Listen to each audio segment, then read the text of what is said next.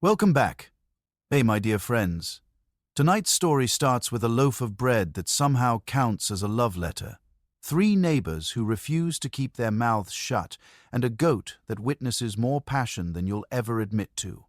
The market stinks of onions. Your parents are already trading your heart for livestock, and you haven't even finished your porridge. Romance here isn't private, it's public property, and the whole village has opinions. But before you get too comfortable, take a second to gently tap that new hype button YouTube just added. It really does help small creators like me push through the algorithm. And take a second to like the video and subscribe. But only if you genuinely enjoy this strange little corner of quiet storytelling. And drop a comment with where you're listening from and what time it is for you. It's strangely comforting to know who else is drifting off with us around the world. Now, get comfortable. Let the day melt away and we'll drift back together. Enter into the quiet corners of the past. Romance does not arrive in a velvet cloak with roses and poetry, no matter what the minstrels claim.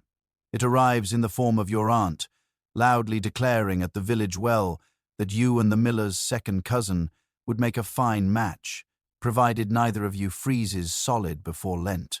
She makes this announcement while waving a dripping bucket, and half the village nods in serious agreement, as though she has just read from scripture. You stand there clutching your own bucket, wondering when your personal life became communal property, and also if this means you must now greet the miller's cousin with a level of familiarity that makes you nervous. He is already staring at you from across the mud, chewing bread like it owes him money. Dating, as you discover, is less about mysterious sparks of attraction and more about strategic survival alliances announced in public spaces. There is no candlelit dinner, only stew eaten from a cracked bowl. Why? The 4 generations of relatives argue over whether your future spouse is clever enough to bargain at market. You sit by the fire, trying to imagine what it would be like to have even a single secret admirer, only to realize that secrets are impossible here. Someone saw you drop a turnip yesterday, and by evening it had been recast as a love token offered to the baker's daughter. She has not spoken to you since, but her mother winked in a way that suggests negotiations are already underway. Your aunt is not the only one with opinions. The local blacksmith, who has known you since you were an infant, pats you on the back and informs you that marriage is like shoeing a horse, messy but necessary. You do not find this metaphor helpful, though you try to look appreciative while he wipes soot onto your sleeve. Meanwhile, the town gossip insists you should marry the shepherd, mostly because she has extra wool she'd like to sell at your wedding. She explains this in front of the shepherd, who blushes so hard he nearly drops a lamb. By the time you return home, you are betrothed to at least 3 people, none of whom you have personally spoken to.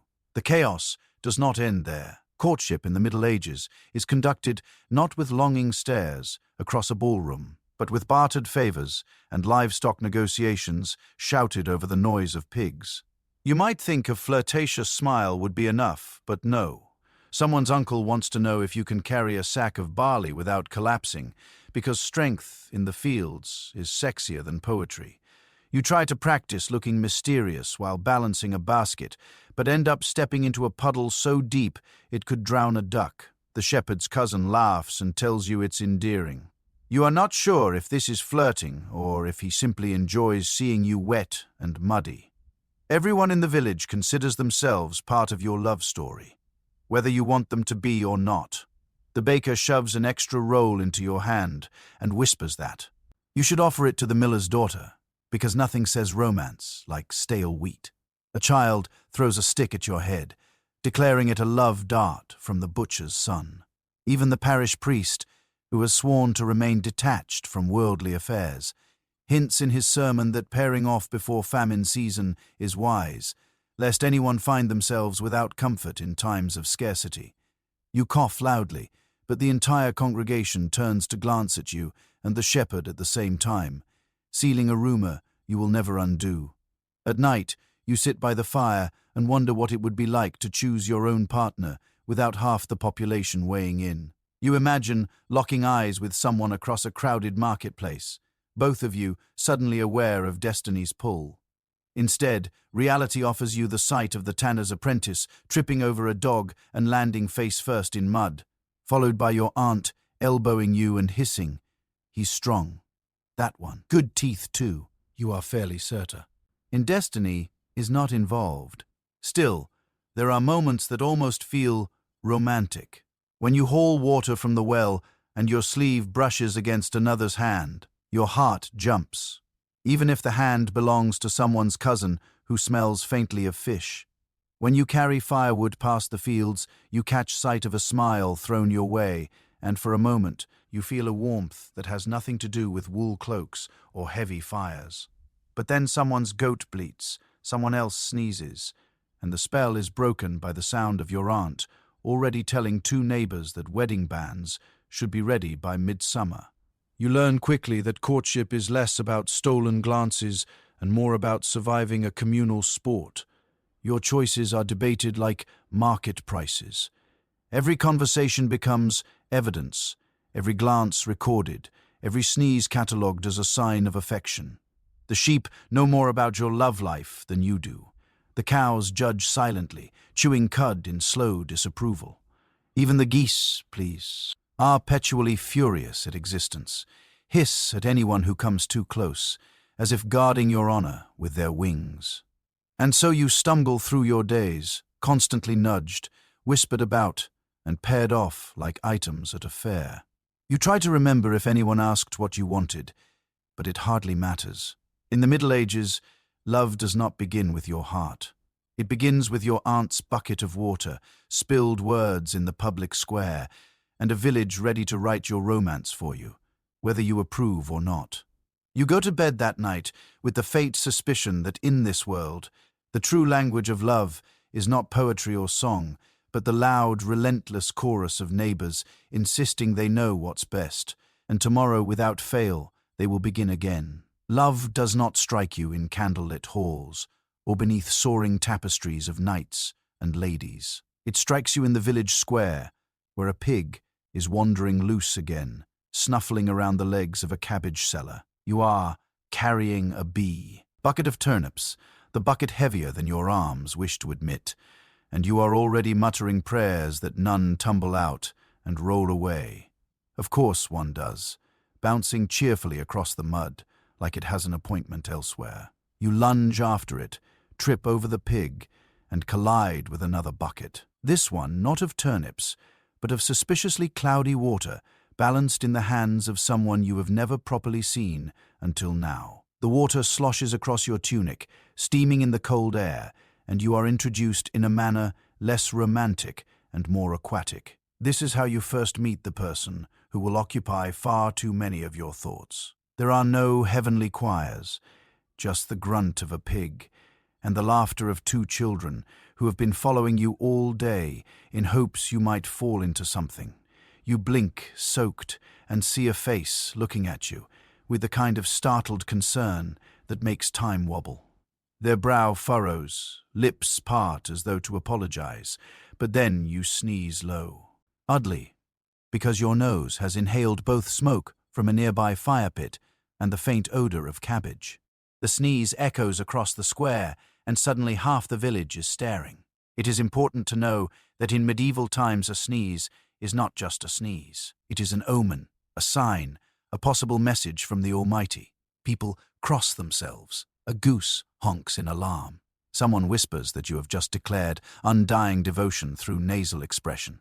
You want to say that no, you simply have smoke in your sinuses, but the person still staring at you with that startled brow and dripping bucket makes words difficult.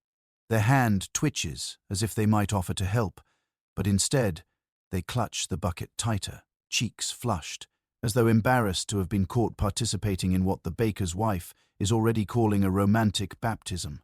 The pig, unimpressed by destiny, nudges your fallen turnip with its snout and begins to chew. The children clap as though this is the highlight of their day. You stand dripping, trying to appear dignified despite the mud streaking your knees. Your beloved, though you would never dare to call them that aloud, bites their lip, clearly attempting to hold back laughter. It escapes anyway, a snort that turns into a cough, which they try to disguise as clearing their throat. The sound wraps around you more warmly than the scratchy cloak your aunt insists you wear year-round. From that moment, the village decides something has happened. No one asks you, of course. By evening, the blacksmith claims he saw you lock eyes in the square as if struck by Cupid's hammer. The priest mutters that it is unseemly to sneeze so passionately in public. The gossip at the well declares you will be wed before the leaves turn, and that the dowry negotiations will surely include at least 2 pigs, 1 goat, and a sack of barley. You eat your supper in silence, chewing bread that tastes suspiciously like smoke, and pretend not to hear your younger cousin see. NG. Tuneless song about true love born in puddles. Still, the memory lingers, the way their gaze caught yours, the way your clumsy disaster became a shared absurdity. You tell yourself it means nothing. You tell yourself you will forget. But then you see them again days later at church. The candles flicker, the air thick with incense that mixes unkindly with the lingering smell of sheep from the man seated beside you. You bow your head, whisper a prayer, and when you glance up, you catch their profile across the aisle. They are trying to stifle another laugh, this time not at you, but at the priest's unintentional mispronunciation of psalm as salmon. You bite the inside of your cheek, but the smile creeps out anyway, and in that moment, the entire church seems brighter, though perhaps that is just the smoke stinging your eyes again. Love at first sight in your world is not a thunderbolt. It is mud on your boots, pigs chewing your produce, and a sneeze so loud it reverberates through G. Gossip for weeks. It is the warmth that blooms uninvited when you catch someone looking at you not as a bargaining chip or a dowry sum, but as a fellow human who just slipped in manure and lived to laugh about it. It is messy and inconvenient, and smells faintly of turnips, yet it nestles into your chest all the same. And so, when you walk through the square again and hear the villagers whisper, you keep your head high. Yes, you tripped over a pig. Yes, you sneezed like an omen from the heavens. Yes, half your turnips are gone. But in the corner of the square stands someone with a bucket, someone whose eyes keep flicking toward you before darting away again. And for the first time, you begin to think that maybe your aunt's endless matchmaking proclamations might not be entirely ridiculous, after all. Your parents have been planning your love life since before you had teeth, and now that you are technically old enough to be considered useful in the fields, and sturdy enough to haul firewood. Without collapsing, the planning has intensified. Romance to them is not a matter of hearts or stolen glances. It is a ledger to be balanced, a negotiation to be whispered over ale mugs, a chessboard where you are the piece traded for goats, grain, and the vague promise of family alliances. Every time you so much as look at someone too long, your mother narrows her eyes, and your father mutters about the acreage attached to their family name. You learn quickly that your heart is less an organ and more a bargaining chip. It begins innocently enough when you confess in a moment of weakness that you might have noticed someone smile while fetching water. Your mother nods sagely, immediately calculating whether their family's plot of land would increase your winter barley yield. She asks not about the person's kindness or wit, but whether their uncle's gout might make them an unreliable ally. Your father scratches his chin and says it is a pity they have only 1 cow, and you realize your attempt at romance has been converted into a livestock assessment before you even finished your bread. That night, they argue about the practical value of a single healthy cow versus the moral character of a family that once borrowed your grandfather's rake and returned it slightly bent. By morning, the entire village seems to know. You walk to the market, and 3 neighbors nod approvingly at you, one even winking. Someone slips you an onion for the wedding stew, though you had not proposed, nor even properly spoken to your supposed beloved. This is how swiftly your parents' whispers spread, riding on the wind of gossip like sparks leaping from a fire. You stand in the square, onion in hand, and consider how strange it is that your heart is already being harvested like an early turnip crop. Parents in these times do not merely oversee your affections. They patrol them like guards at a fortress. If you linger too long near the mill, your mother appears suddenly, as though conjured, ask, eyeing pointed questions about whether the miller's daughter truly knows how to spin wool, because last she heard her stitches were uneven. If you laugh at a joke told by the blacksmith's son, your father coughs loudly and warns you that ironmongers are notoriously stingy with their ale, a trait that would surely poison a marriage. Even your grandmother gets involved, recounting how, in her day, women picked husbands based on the quality of their chicken coops, and perhaps you should reconsider your standards before you end up with nothing but a broken fence and a sack of moldy peas. Romantic privacy is impossible. Once you dared to meet someone by the well at dusk, a perfectly innocent conversation about weather and sheep. By dawn, the story had reached your parents, transformed into a dramatic tale of midnight trysts, and your father greeted you with a lecture about how no one marries for sheep alone.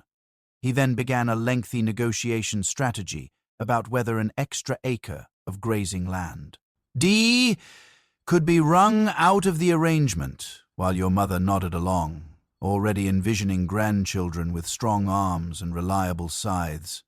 You tried to protest that the conversation was merely about rainfall, but they dismiss your protests as youthful nonsense, for everyone knows that water and sheep are the secret code words for marriage.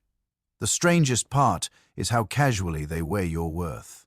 They do not mean to be cruel. They simply see the world in measures of survival, not sentiment. They tally your skills, your potential dowry, your usefulness in the fields, and calculate what sort of match you can fetch, as though you are a prized yet slightly dented cooking pot. When you ask timidly about marrying for love, your mother laughs until she coughs, and your father pats your shoulder as if you've made a charming but impossible joke. "Love is a fine thing," he says, "but it won't keep the pigs fed." You nod, though inside you wish desperately for a world where pigs could feed themselves. Lives and hearts mattered more than hay. Even when your parents attempt romance on your behalf, it arrives awkwardly. They insist you attend a neighbor's feast, nudging you toward the farmer's daughter, as though steering a wayward cart. She sits silently, staring into her broth, while your mother elbows you to say something clever. You mutter about the weather. Your father coughs and declares that a union between families would double the pig count, which to him is the highest form of poetry. The girl's father smiles approvingly, and suddenly you are trapped in a conversation about pig manure that everyone else interprets as a courtship dance. Later, you trudge home in silence, your parents beaming as though they have orchestrated a masterpiece, while you wonder how manure became your love language. Your peers suffer the same fate. You hear tales of boys traded like sacks of barley for alliances with neighboring villages, of girls promised away before they even knew how to churn butter. One friend confides that he had a crush on the baker's niece, but his parents forbade it because her family kneaded their dough with too much arrogance. Another weeps because she loved a shepherd, but her father insisted she marry a man with a better roof, for what is passion if your bed drips rain all winter? And so you begin to understand that in this world love is not blind, it is bartered. It is measured in goats, in land, in the sturdiness of roofs and the reliability of barley harvests. Your parents loom over your affections like gatekeepers, transforming every flutter of your heart into an inventory of assets and liabilities. You dream of a romance that is yours alone, unshaped by their hands, unpriced by their calculations. Yet, when you wake each morning to the sound of their voices, debating the value of potential in-laws, you know the truth. Your love life belongs not to you, but to them, and to the village, and to the relentless arithmetic of survival that turns hearts into. Oh, coin! Still, in stolen moments, you cling to something quieter. The memory of a laugh in church, the warmth of a shared glance in the market. The way your heart can still beat faster, despite every calculation stacked against it. Your parents may barter, the village may gossip, the ledger may rule, but deep inside you, love stirs like a stubborn flame, refusing to be traded away. You discover very quickly that love in your village is not a matter of roses and whispered verses, but a matter of arithmetic, livestock, and whether your family has a cauldron without too many holes. Every time someone so much as suggests your name alongside another, the conversation that follows is not about compatibility or affection, but about what exactly you can bring to the table. Not metaphorically, but literally. What table? How sturdy is it? And does it collapse under the weight of turnips? Your mother polishes her hands on her apron and announces that you are worth at least 2 geese and an acre, please. Sensibly 3 geese if the buyer, sorry suitor, squints generously. Your father interrupts, insisting that the acre is the true prize, because geese are noisy, and a single field of barley feeds more mouths than all the honking birds in Christendom. You sit quietly, feeling less like a child of flesh and blood and more like a ledger entry in the family accounts. The bargaining starts even before romance has begun. If you so much as blush at the miller's son, someone's uncle asks whether your dowry includes a usable plough if you happen to stand near the shepherd's daughter for longer than 10 heartbeats. The entire village begins speculating about whether her family's 3 sheep are fat enough to balance your family's underwhelming collection of dented cookware. A dented cauldron is passed down like a hereditary flaw. Everyone knows about it.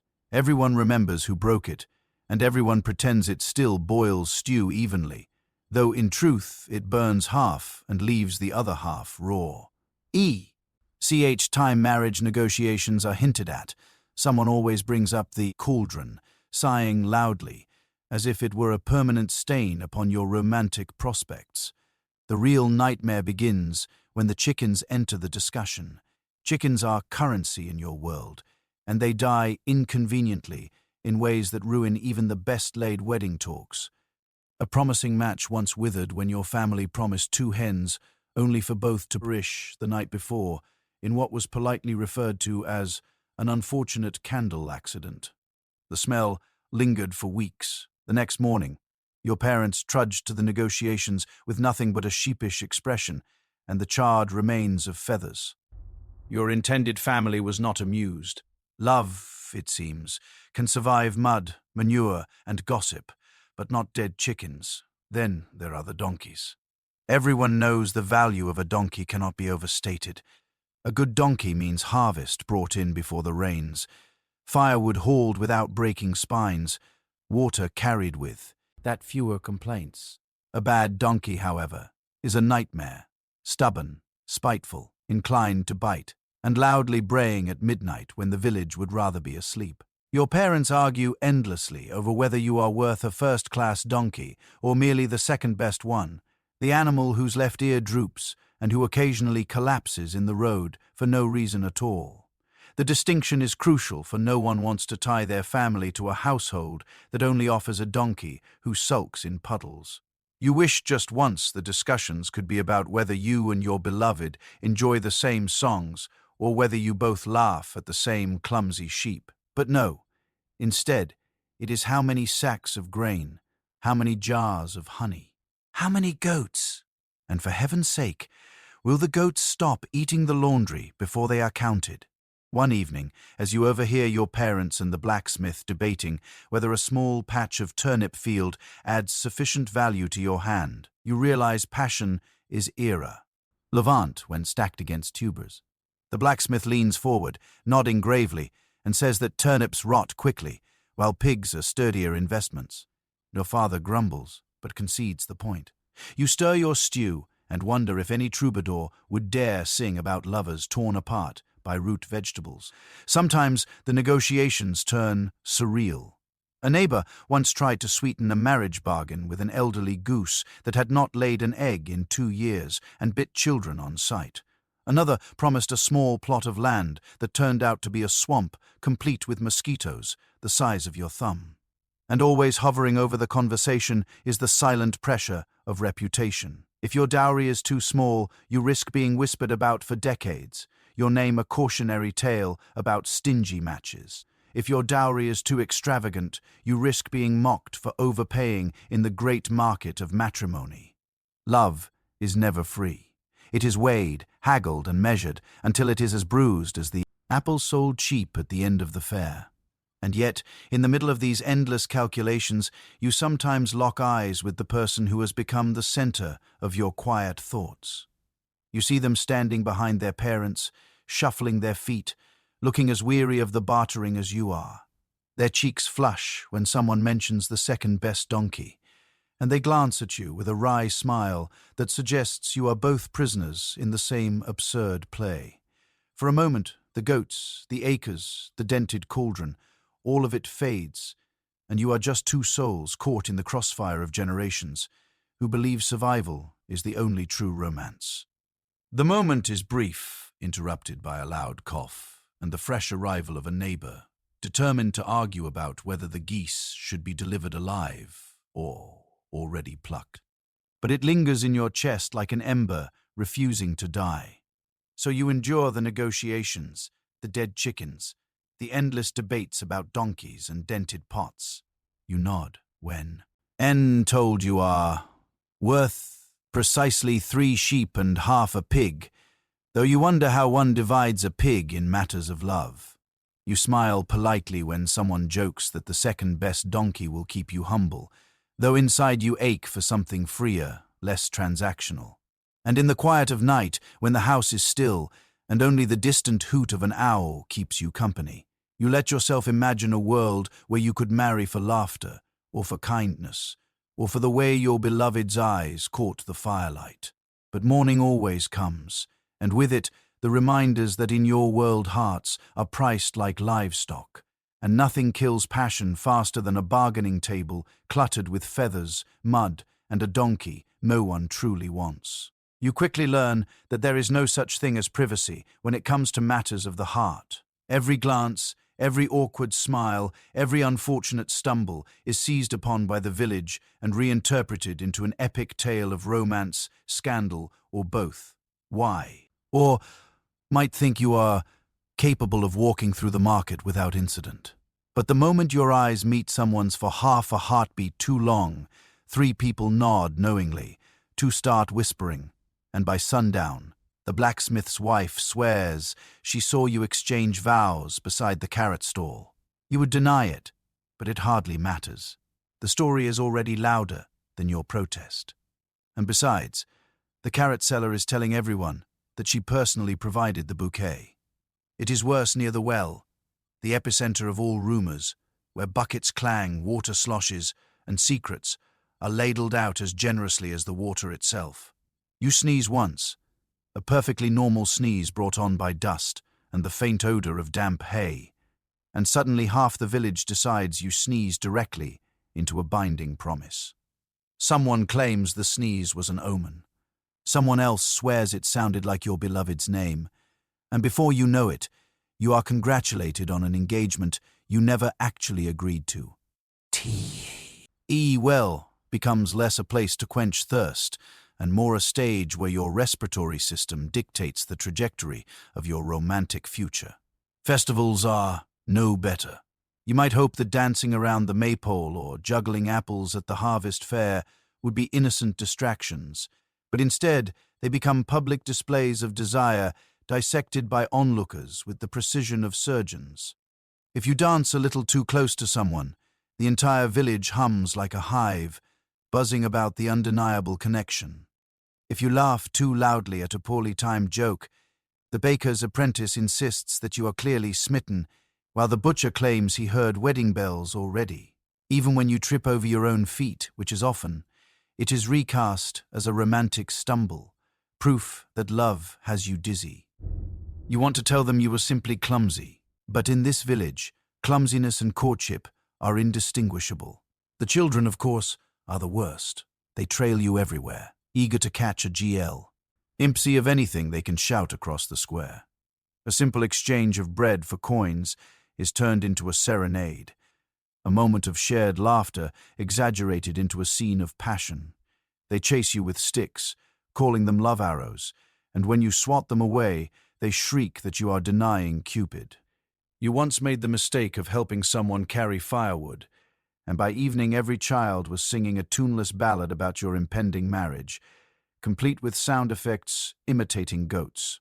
The next day you considered wearing a disguise, but the children would mow your sneeze anywhere. Even the animals seem involved.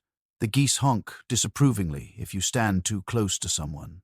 The cows blink slowly as if judging your choices, and the sheep bleat loudly enough to drown out attempts at subtlety. A goat once rammed you directly into another person, and before you could extricate yourself from the tangle of limbs and hay, someone shouted, "They've embraced!" That embrace was retold at least 15 times before supper, and by the time the story reached the tavern, you were said to have kissed passionately beneath the watchful moon. In truth, you had hay in your mouth and a bruise on your shin. The church offers no reprieve. You think perhaps prayer will shield you, but even kneeling at the altar becomes fodder for speculation. When you glance sideways during the sermon, 3 women nudge each other, whispering about how tenderly you look at your chosen one. The priest coughs, adjusts his robes, and preaches about the sanctity of marriage, glancing pointedly in your direction. You bow your head and try to disappear into the pew, but disappearing is impossible here. You are always on stage, your smallest gestures magnified into declarations of undying love. Worse still are the feasts, where public courtship rituals reach their peak. If you sit beside someone, the entire table roars with delight, clapping as though you've just exchanged vows. If you accidentally touch hands while reaching for bread, the hall erupts in knowing laughter, mugs clanking in approval. You flush crimson, wishing desperately that you had longer arms, while the person beside you hides their smile in a cup of mead. Later, when you rise to fetch more stew, the crowd chants your names together, weaving them into a crude rhyme that will haunt you for weeks. Love songs may be sung by minstrels, but here your romance is performed by the collective noise of neighbors, whether you like it or not. And so your days unfold like a play you never auditioned for, every act narrated by a chorus of villagers who insist they know your heart better than you do. You try to walk casually, speak carefully, even breathe discreetly, but it makes no difference. To them, you are already a character in a sprawling love story, one in which pigs, geese, and gossipers have as much influence as your own feelings. You go to bed exhausted, not from labor in the fields, but from the effort of carrying an entire village's expectations on your shoulders. Yet in the quiet of night, when no one is watching, you allow yourself to smile. Because somewhere between the laughter, the sneezes, and the endless public commentary, there is truth. You did look across the market and see someone whose gaze lingered. You did stumble near the well and find their hand reaching out to steady you.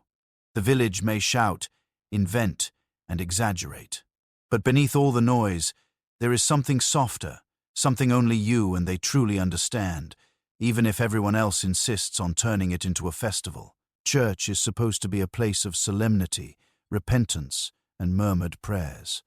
Yet for you it becomes the battlefield where every tiny flicker of romance is crushed beneath sermons and the unblinking eyes of saints painted on the walls.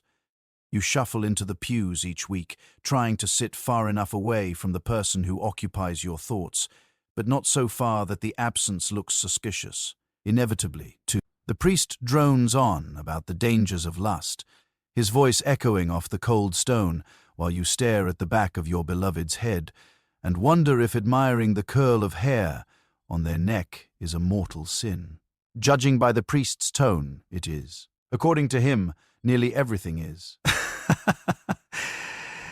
You are told constantly that your body is a vessel, which makes you feel less like a human and more like a lopsided clay jug.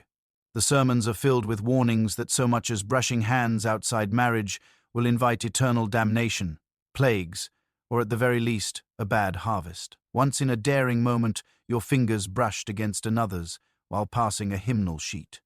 The touch lasted perhaps a second, yet it felt like fire, like thunder, like poetry itself. You went home that night glowing, convinced you had experienced something extraordinary. until your mother caught you smiling into your porridge and snapped that you looked possessed. By the following Sunday, the priest had launched into a tirade. About the dangers of idle fingers, and you were certain the entire congregation was staring at you. The church itself seems designed to make romance impossible. Candles flicker in shadows that make you feel guilty for even breathing too close to someone. Incense curls through the air, thick enough to choke the giddiness out of you. The pews creak with the weight of watching eyes, each sound punctuating your shame whenever you dare to glance sideways. Above you, the painted saints peer down, stern and expressionless, as if they too disapprove of your wayward thoughts. You try to focus on the scripture, but the words blur into dire warnings about fire and temptation, which only makes the memory of that fleeting touch grow more vivid. The priest himself is a constant obstacle, a man who seems to believe that love exists only in heaven, and certainly not between muddy-faced villagers who have the audacity to smile at each other during Mass. He points a bony finger, railing against the DA. Angers of lust, his voice rising to a fevered pitch, as if someone somewhere is holding hands beneath the pews. His gaze sweeps over the congregation, and you shrink down, convinced he can see straight into your mind where the forbidden kiss you imagine daily glows like a sinful torch. When he warns that temptation leads to ruin, you are fairly certain he is speaking directly to you, though in truth, he has been repeating the same sermon for the last 10 years. There are rules, endless rules, all designed to suffocate even the smallest bloom of affection. No kissing, of course, unless bound by vows. No embraces that last longer than courtesy demands. No dancing too closely at festivals. No lingering in corners. No whispering in shadows. Even a glance held too long is cause for suspicion, because surely eyes that linger are eyes planning sin. It is exhausting to navigate, and yet you find yourself constantly skirting the edges because what is the point of living if you cannot feel your heart? RT race, when another smiles at you. You are told that chastity is purity, that desire is dangerous, that the only safe love is the love you pour into your prayers. But your prayers, if you are honest, are mostly about surviving another day of fieldwork and occasionally about what it would be like to kiss someone without the entire village collapsing in horror. And then comes the poetry. A single kiss stolen in secret can inspire entire ballads.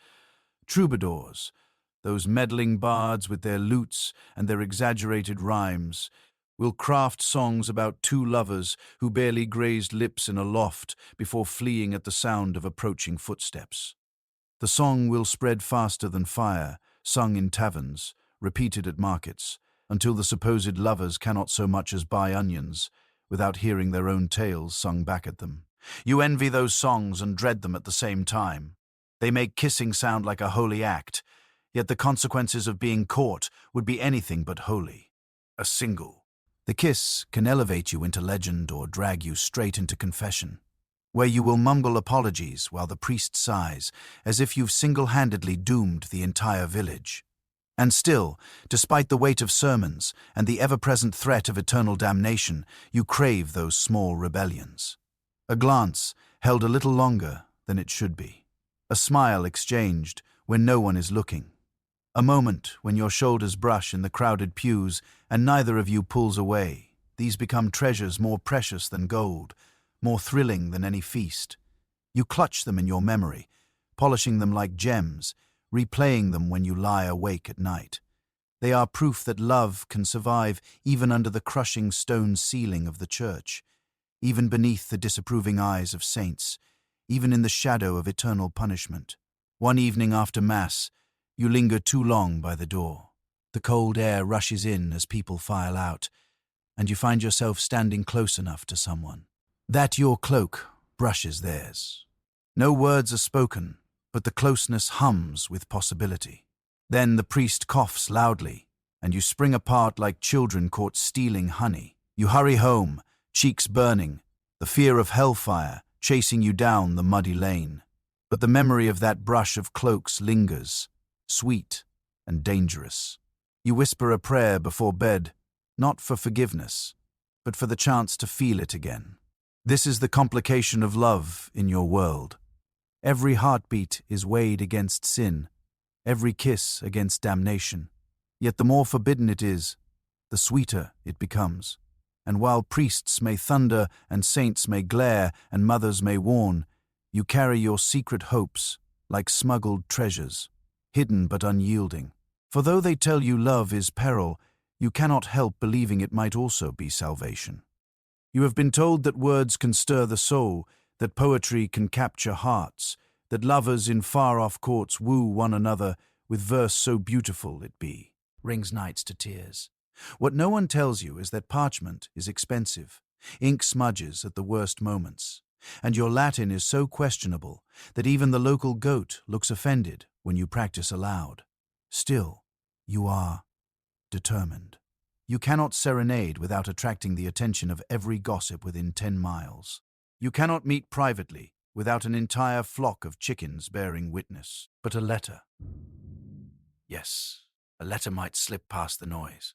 A letter could be secret. A letter could be yours. You sit at the table with a stub of quill that has been chewed at the end, perhaps by a sibling, or perhaps by yourself in moments of boredom. The parchment before you is not fresh, but salvaged from the back of an old sermon, the ink stains already blotching one corner. You dip the quill, mutter a prayer that it does not splatter, and begin with what you imagine is proper, carissima, which you think means dearest mine, though in truth it may mean expensive furniture. Latin is slippery that way. You hesitate, then pour yourself onto the page with a dramatic flourish you are sure will impress. You write that their eyes are like polished brass kettles, that their laughter reminds you of rain dripping from a leaky roof, and that their presence makes your heart rise like dough left too close to the hearth. By the time you finish, the quill has left ink stains on your fingers, and half the words have suspicious spellings, but you feel triumphant. Surely, this is what the troubadours mean by art. Delivering the letter is another trial. You cannot simply hand it to them, not with the entire village ready to interrogate every folded scrap. Instead, you slip it into the hand of a younger cousin, bribing them with half an apple and a promise not to tell. The cousin cackles, announces loudly that they are now a love courier, and sprints away, waving the letter like a victory banner. By the time it reaches your beloved, half the village has seen it, speculated on its contents. ND confidently declared it either a confession of sin or a request for extra turnips. When your beloved finally unfolds it, their cheeks flush pink, but not in quite the way you expected. Later, you hear the response. They approach you quietly at the market, eyes wary, and whisper, "Why did you call me slightly damp bread?" You open your mouth to explain that you meant it in a tender way, that bread is life itself, and dampness signifies freshness, but the words crumble in your throat. You had not realized how unfortunate the phrase looked once stripped of your earnest intention. Around you, geese honk, merchants shout, and someone drops a jar of pickles, but all you hear is that quiet, amused question echoing in your ears. You try again, of course. You cannot let one awkward metaphor doom you. This time you copy phrases you half remember from a wandering minstrel, lines about roses and flames in the moon. Unfortunately, you spell flame as phlegm, and so your second letter reads, "Your bow. Tie is like phlegm upon the hearth, warming all who see it." The goat eats one corner of the parchment before delivery, leaving the phrase truncated to "your beauty is like phlegm," which is not at all the effect you hoped for. You find yourself wondering whether love is supposed to feel like constant humiliation wrapped in parchment. Others in the village face the same fate. You hear of a farmer who accidentally wrote his sweetheart a recipe instead of a confession, detailing step by step how to salt pork. She interpreted it as a metaphor for passion and swooned. Another youth attempted to compose a sonnet, but forgot the rhymes halfway through, leaving lines like, "Thou art my star. I like pigs." Still, another borrowed lines from a psalm, which would have been moving if he had not misquoted it to describe his beloved as mighty in battle like an ox. The entire congregation giggled when it was discovered. Love letters, it seems, are less a delicate art and more a comedy of errors passed hand to hand until everyone has an opinion. And yet, for all the mistakes and mangled Latin, for all the laughter and the raised eyebrows, you continue. Because when your beloved folds a parchment with care and slips it into their sleeve, even if they later tease you about your bread comparisons, you feel a spark that no sermon, no gossip, no goat can take away. There is something thrilling about sending your heart out into the world disguised as words, even clumsy ones, even words that come back to haunt you in tavern songs. You begin to understand why troubadours thrive on exaggeration and drama, because love, when trapped in ink, demands theatre. At night, you reread your drafts by firelight, cringing and smiling at once. You vow to improve, to find better metaphors, to conquer your Latin. You imagine a future where your words are copied, admired, perhaps even sung. And though for now your letters inspire more confusion than admiration, though they cause more laughter than longing, though, you sometimes wish you had compared your beloved to anything other than damp bread, you keep writing. Because even in your flawed lines, there is truth. And one day, perhaps when the words come right, they will see what you mean, that your heart, despite its clumsiness, is entirely theirs. Flirtation, you quickly learn, is not an art, but a series of questionable strategies passed down like folk remedies, whispered with the same confidence as cures for gout. No one really knows what works, but everyone insists they do. Your cousin tells you the best way to win a heart is to accidentally fall into someone at the market, preferably while carrying something fragile. Your neighbor swears by the gifting of herbs, though half the time they are weeds yanked hastily from the roadside, their roots still clotted with mud.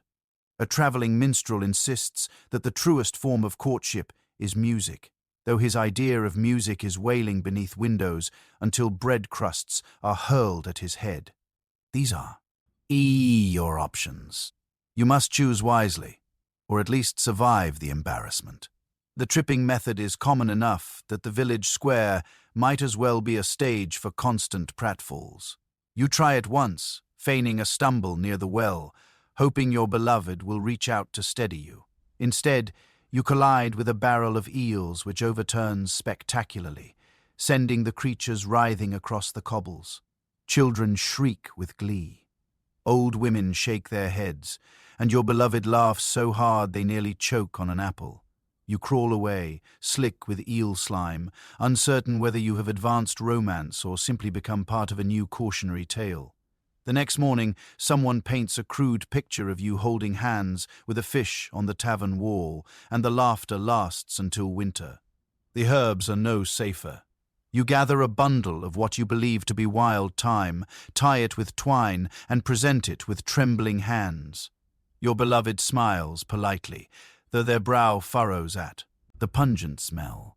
Later, you discover you have given them a handful of nettles which left their palms tingling for hours. On another occasion, you try again with what you are assured is rosemary, only for a passing shepherd to inform you it is merely grass. You begin to suspect that true love is less about the right herbs and more about finding someone patient enough to endure botany gone wrong. Still, the act of handing over green sprigs, however humble, becomes its own ritual, a signal that you have thought of them even while wandering through weeds. And then there is music, the most humiliating of all. You borrow a lute from a wandering minstrel, convinced that a serenade beneath your beloved's window will cement your devotion. You strum awkwardly, fingers fumbling, the strings twanging like angry cats. You attempt a ballad, your voice cracking on every high note, until a shutter creaks open above. For a moment, your heart soars, believing they are moved by your bravery. Then a stale roll arcs through the night air and bounces off your head. Laughter erupts from the darkness, not cruel, but undeniably amused. You slink home, clutching the battered lute, cheeks burning, stomach filled with the remains of your bread-based defeat. The next day, you overhear someone humming your off-key tune at the market, and you realize your serenade has already been immortalized as comedy. Flirting is rarely private. Every attempt is witnessed, dissected, and exaggerated. If you dare to compliment someone's tunic, 3 neighbors will repeat it by supper, embellishing until you are said to have praised their entire lineage. If you exchange a smile, children chant rhymes about your secret love, which is neither secret nor particularly subtle. Even silence betrays you. Once you dropped your gaze bashfully, and it was immediately reported as a sign of deep longing, though, in truth, you were only avoiding a goose. The village thrives on transforming every twitch of your face into evidence. Sea of courtship. Still, there are moments when even the clumsiest gestures find their mark. Once, while helping with the harvest, you brushed dust from your beloved's sleeve. It was a small thing unnoticed by others, but their eyes met yours for a heartbeat too long, and you felt the air crackle. Another time, after presenting them with a dubious sprig of mint, they laughed, but tucked it into their belt nonetheless, wearing it all afternoon until the leaves wilted. Even the serenade, disastrous as it was, left a trace of tenderness, for you later glimpsed your beloved humming softly when they thought no one was listening. You begin to understand that medieval flirting is not about elegance, but persistence, about trying and failing and trying again until the message seeps through the chaos. The stumbles, the weeds, the off-key songs. They are ridiculous, yes, but they are also brave in their own clumsy way. For in a world where love is bargained in goats and whispered about in sermons, these gestures are the few things that belong only to you. They are your rebellion, your declaration, your way of saying what cannot be spoken outright. So you trip, you gift, you sing, you risk humiliation again and again, because sometimes your beloved smiles despite the eels, despite the nettles, despite the stale bread, and in those smiles, fleeting but unmistakable, you find proof that your fumbling efforts are understood, perhaps even cherished. And though the village may laugh, and goats may bleat, and geese may hiss disapproval, you know that somewhere between the stumbles and the sour notes, something real has begun to grow. The old women at the well are the true rulers of your village, though no crown rests on their heads, and no scepter gleams in their hands. They sit on worn benches with shawls pulled tight, buckets at their feet, and tongues sharper than any blacksmith's blade. They claim to fetch water, but their real occupation is sorting and shaping the lives of everyone around them, particularly in matters of love. A cough overheard becomes a declaration of longing. A smile glimpsed at the market turns into a binding promise. A casual wave is transformed into wedding plans before you've even reached your front door. By the time you return with your bucket full, the elders have already rewritten your future twice and paired you with 3 different people just to keep options open. You dread walking past them because they see everything. Their eyes are small and sharp, missing nothing, like sparrows hunting crumbs. If your step quickens when someone happens to pass by, they nod knowingly, whispering to each other about young passion. If your step slows, they mutter about lingering desire. Even tripping on a stone is interpreted as weak knees brought on by the sight of love. You once sneezed while a neighbor's daughter happened to be near, and for weeks afterward, you were congratulated on your forthcoming marriage. When you tried to protest, the women at the well wagged their fingers, saying that fate is not to be denied. A sneeze, they explained, is heaven's way of marking destiny. You now avoid sneezing in public, though the hay and smoke of everyday life make it nearly impossible. Their gossip travels faster than carts on dry roads. By midday, they know who smiled at whom, who lingered too long at the apple stall, who borrowed a jug from whose family. They embellish freely, never letting facts spoil a good story. A single polite nod becomes a flirtation. A polite greeting becomes a whispered confession. They speak with such confidence that even you begin to doubt your own intentions. Did you mean more when you handed over that sprig of herbs? Was there some hidden passion in the way you asked after the weather? According to the elders, yes. According to you, you were simply being polite. But no one listens to your version. And it is not only you. Everyone is a target. The baker's son cannot deliver loaves without being declared besotted. The shepherd's daughter cannot look up from her flock without being accused of pining. Even the priest is not immune, his stern frowns interpreted as the heavy burden of secret longing. Nothing escapes the women at the well. Why weave tapestries of romance out of thin air, threads of rumor binding together names that were never spoken side by side? Once they arranged an entire betrothal between two families who, when informed, both denied ever having met. Their protests made no difference. For months afterward, the village spoke of their tragic falling out.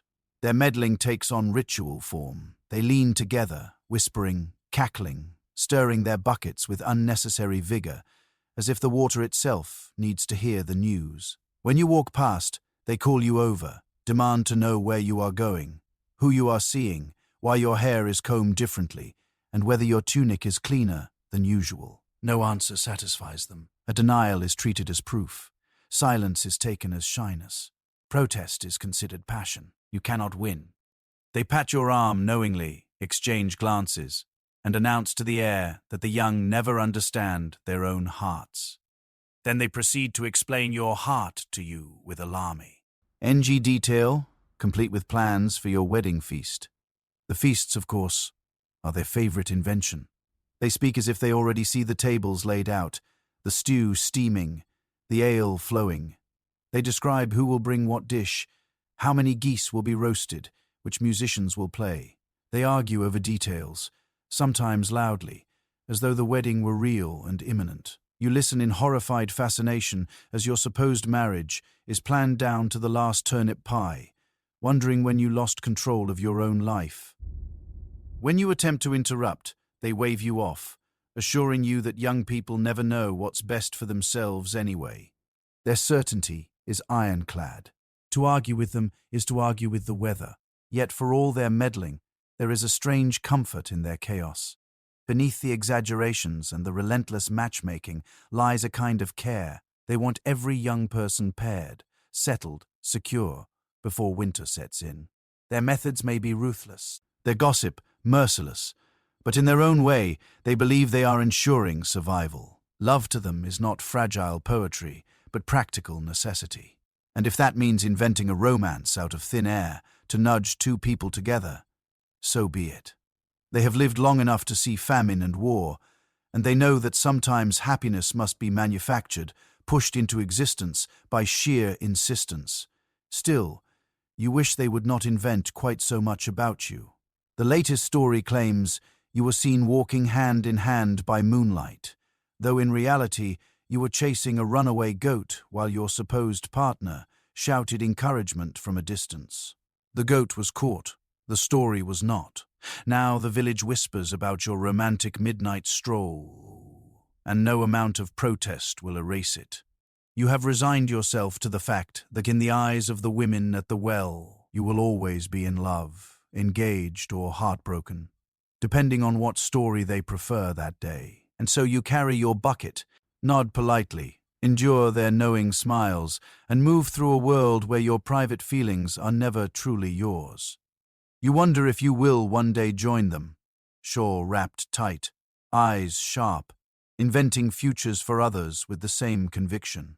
For now, though, you remain their subject, your life a story spun daily from water, whispers, and the cackling laughter that echoes over the village square. Festivals arrive whether you want them to or not, marked by the sudden sound of drums in the distance and the equally sudden smell of roasting meat that may or may not have been fresh that morning.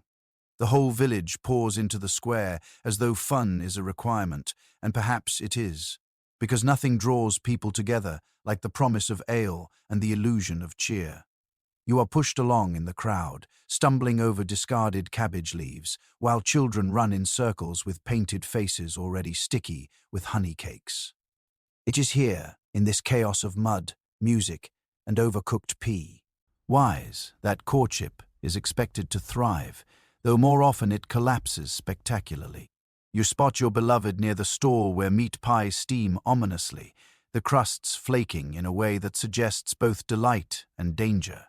You want to look mysterious as you approach, but your boot sinks ankle deep into mud, and you lurch forward, arms flailing, until you right yourself by grabbing the nearest thing, which happens to be a goat tethered too loosely.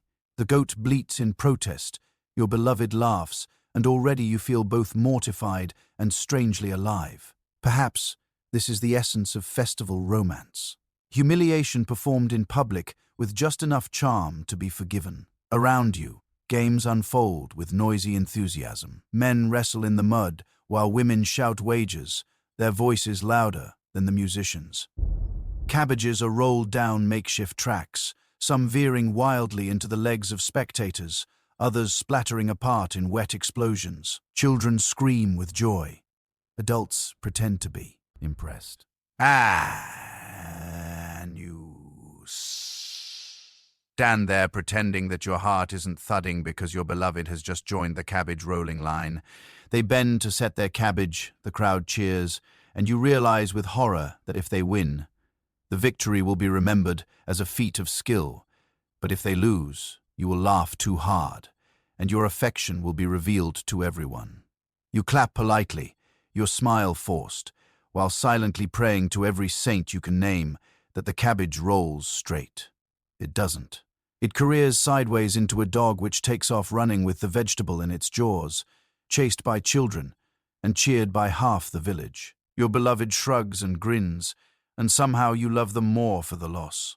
Food is everywhere, and none of it feels safe. Sausages glisten suspiciously.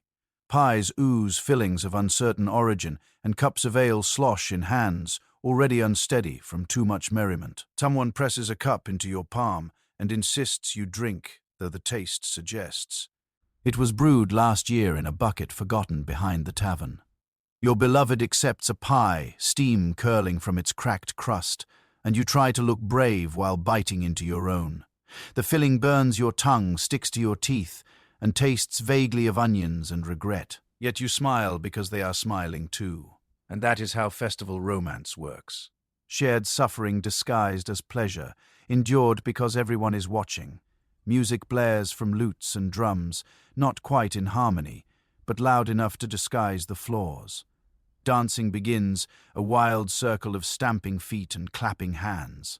You are shoved into it before you can protest, whirling clumsily, arms linked with strangers, until suddenly you find yourself face to face with your beloved. The circle demands you spin together, and you do, stumbling, colliding, breathless with laughter. Your cloak tangles with theirs. Someone steps on your foot, and you nearly topple. But for a brief shining moment, it feels as though the entire festival has conspired to bring you close. Then the circle shifts, pulling you apart again, and you are left spinning with a sweaty farmer who smells strongly of cabbage. The spell shatters, but the memory lingers, tucked into your chest like a hidden gem. The elders, of course, treat festivals as matchmaking arenas. They hover near the games, near the dancing, near the food stalls, watching with hawk-like eyes for any sign of affection. When you laugh too loudly at your beloved's joke, 3 different women nudge each other knowingly. When you both reach for the same jug of ale, the priest mutters about propriety. You try to act casual, but your every movement is documented, exaggerated, retold before nightfall. By the time torches are lit and the bonfire blazes high, the story of your festival romance has already grown into a legend of shared cabbages, dancing flames, and vows exchanged over pies. You sigh, but secretly you are glad the tale at least includes them. Night deep ends and the air fills with smoke from the bonfire, sparks leaping into the sky as though stars are being born above your heads. Couples slip into shadows, hands brushing, whispers weaving through the crackle of flames. You are tempted, but you know the eyes of the village never truly rest, even in darkness. Somewhere an elder is watching. Somewhere a child is listening. Somewhere a goat is waiting to bleat at the perfect moment.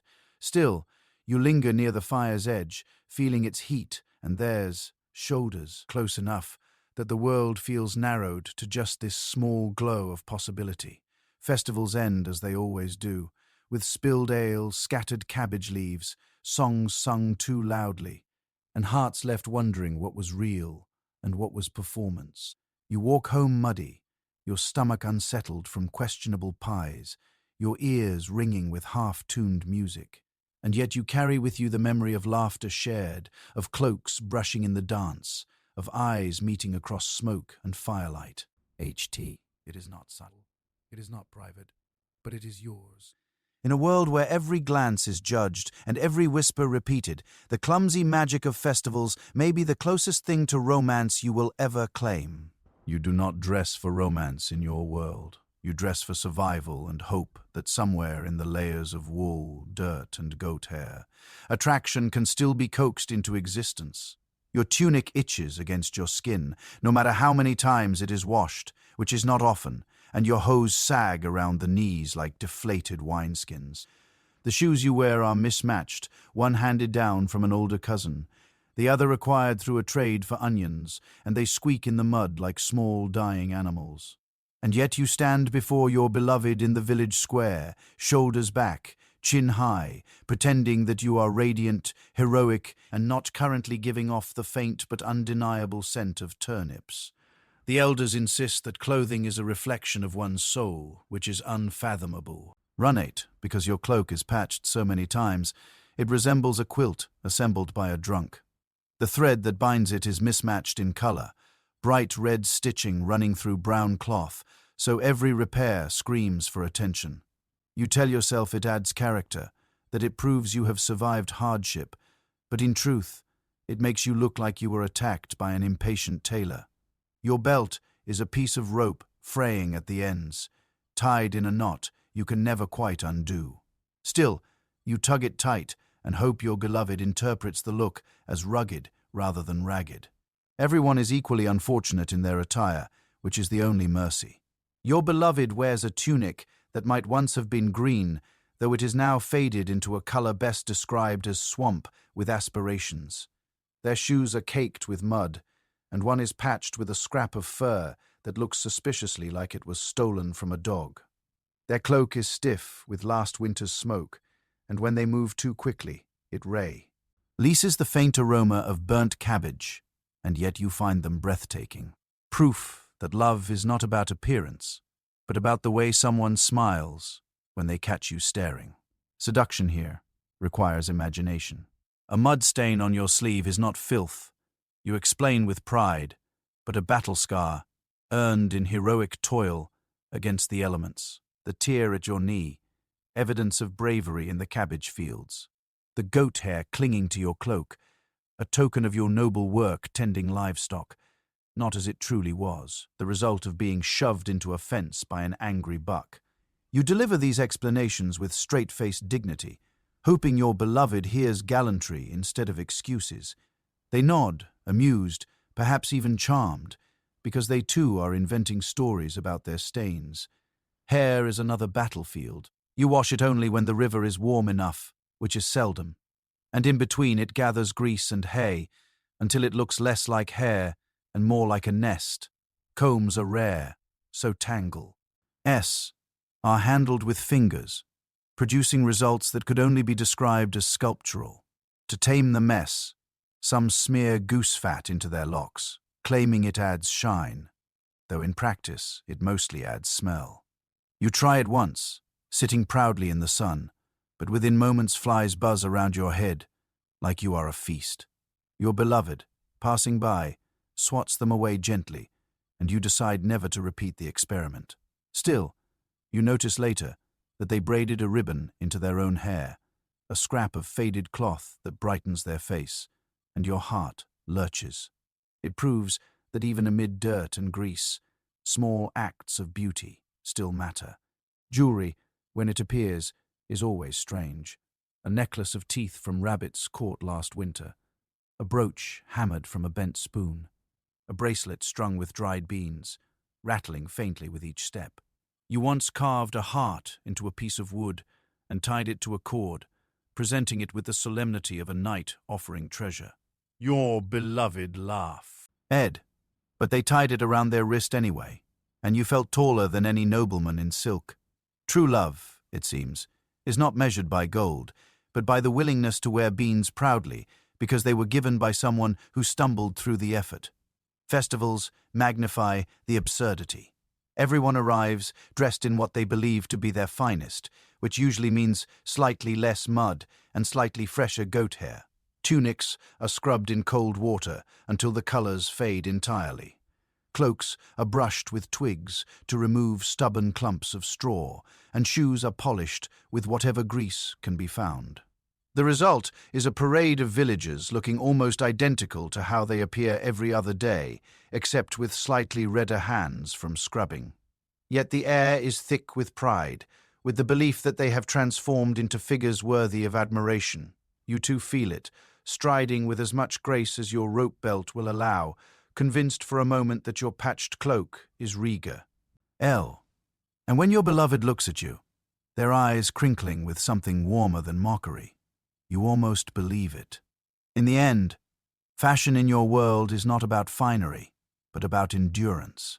It is about whether you can keep your feet dry enough to dance in the square, whether your cloak can keep out enough wind to let you walk home together after dusk, whether your mismatched shoes can still carry you to the well, where glances are stolen and gossip is born. Love thrives not because of beauty, but because it survives beneath the grime. You are not silk and gold. You are wool and mud, goat hair and rope, patched cloth and stubborn pride. And somehow, against all odds, you make it work. So you stand in the square, tunic itching, shoes squeaking, hair a chaos of knots, and still you smile when your beloved approaches. They are just as ragged, just as patched, just as perfumed by turnips and smoke. Yet in your eyes they shine brighter than any noble dressed in velvet, and as the geese. Honk disapproval, as elders mutter about propriety. As mud splashes both your legs, you realize that true love here is not about looking flawless. It is about looking equally ridiculous and finding one another beautiful anyway. You never ask for the minstrel, but he comes anyway, swaggering into the square with his lute slung over his back like a weapon, grinning as though he alone has been chosen to reveal the innermost details of your pathetic little heart. He has the air of someone who knows far too much, though in truth he knows almost nothing. That doesn't stop him. Within moments, he is tuning his strings, strumming loudly enough to drown out the blacksmith's hammer, and gathering a crowd with promises of a ballad about forbidden love. The words forbidden love are enough to make every gossip within 10 miles appear instantly, breathless, clutching their shawls like relics. You try to melt into the background, but it is no use. You are doomed. The song begins innocently enough. A tale of a poor soul pining for someone far above their station. But then the details slip in, too familiar, too precise. A stolen glance by the well, a tunic the color of swamp water, a shoe patched with fur. Your stomach drops. He is singing about you.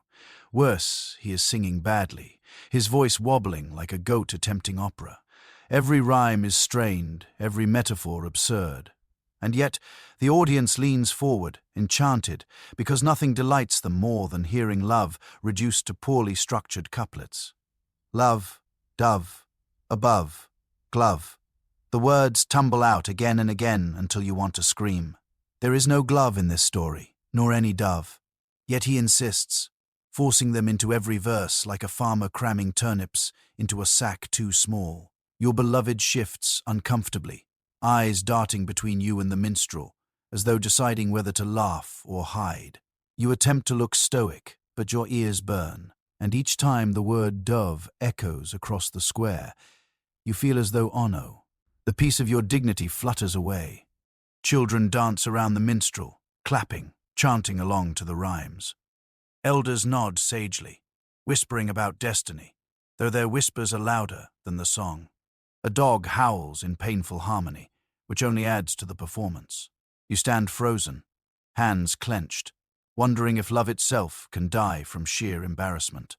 Perhaps this is how romance ends, not with betrayal or tragedy, but with a poorly rhymed ballad shouted at full volume. When the song finally ends, the crowd erupts into applause. Coins clink into the minstrel's hat, and you are left standing like a statue carved from shame. The minstrel bows deeply, winking at you, as though he has done you the greatest favor. Your beloved bites their lip, clearly fighting laughter, and for a moment you hate everyone equally. You vow never to speak to a minstrel again, never to breathe near one, never to even think about one, lest another ballad emerge. But the vow is useless, because you are everywhere, multiplying like weeds, eager for stories to twist into rhyme. The trouble is that songs stick long after the performance. Villagers hum the tune while fetching water or stirring stew. Children sing it as a game, chasing each other through the mud, repeating the words until they lose all meaning. The baker whistles it while kneading bread. The shepherd mutters it under his breath while herding sheep. Soon your entire romance, real or imagined, exists only in the form of a ridiculous melody.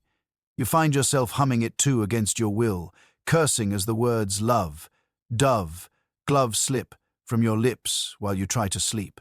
The minstrel has not only mocked you, he has colonized your brain. You consider revenge. Perhaps you could compose your own ballad, expose his flaws, sing of his poor rhyming and his tunic that smells faintly of mildew. But your attempts at poetry have never ended well. After all, you once compared your beloved to damp bread, and you cannot risk ono. The humiliation.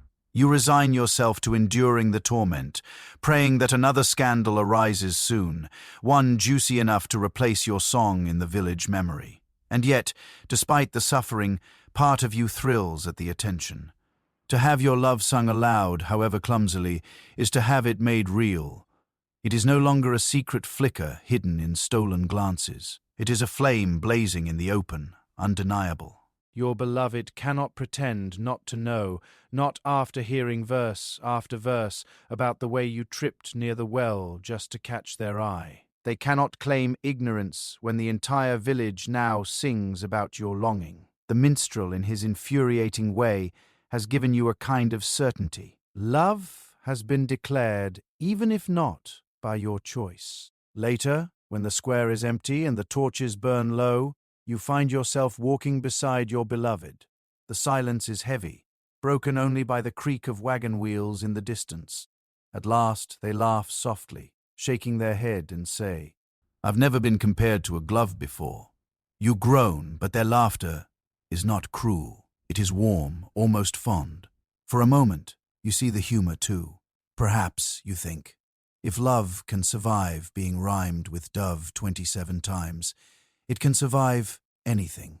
Still, you pray that next time the minstrel chooses another victim, and if he dares approach you again, lute in hand, you swear you will shove that instrument into the nearest barrel of fish. Because no matter what anyone says, nothing kills romance faster than a rhyme scheme that refuses to die. You convince yourself the meeting is secret.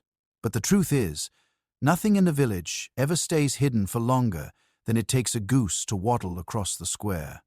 Still, the thrill of planning gives you hope. You whisper hurried words at the market, arrange to meet at dusk in the barn, and walk home with your heart hammering as though you've just plotted a grand escape rather than a stolen conversation. The air hums with anticipation. By the time the sky deepens into twilight, you are already rehearsing clever things to say, though you know full well that the moment will reduce you to awkward mumbling. The barn creaks with age, straw rustling underfoot, shafts of fading light cutting through cracks in the boards. You arrive early, trying to look casual while brushing mud from your tunic and hoping the smell of turnips doesn't cling as strongly as you fear. When they appear, hair tousled from the evening wind, you nearly forget how to breathe.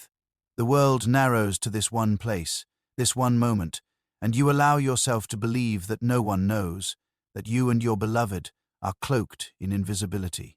Then a cow shifts in the shadows, snorts loudly, and you realize you are not alone at all. The animals watch with unnerving intensity. Goats stare, as though judging your every word. Chickens shuffle closer to peck at your shoes, and the barn cat slinks along a beam overhead, eyes gleaming like twin lanterns. They are silent witnesses, but you know better than to trust them. By morning, their behavior will give you away. a goat that bleats unusually long at dawn, a cow that nudges the wrong person with too much familiarity. Such signs will be noted, discussed, and interpreted as evidence. You can already hear the elders muttering. Why else would the goat look so pleased? If the barn is too obvious, you try the fields. Tall grass sways around you, and for a few blissful moments, it feels like hiding. The sky stretches wide, painted in dusky blues and purples, and the air smells faintly of earth and smoke. You walk side by side, brushing shoulders, speaking in whispers, though no one is near enough to hear.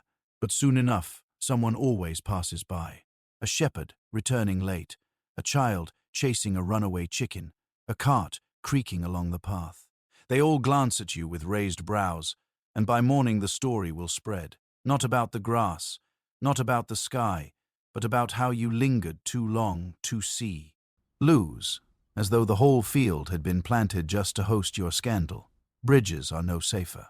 You think perhaps the river, with its soft gurgle and cool night air, will shield you. You arrange to meet beneath the wooden planks, hearts racing at the thought of secrecy.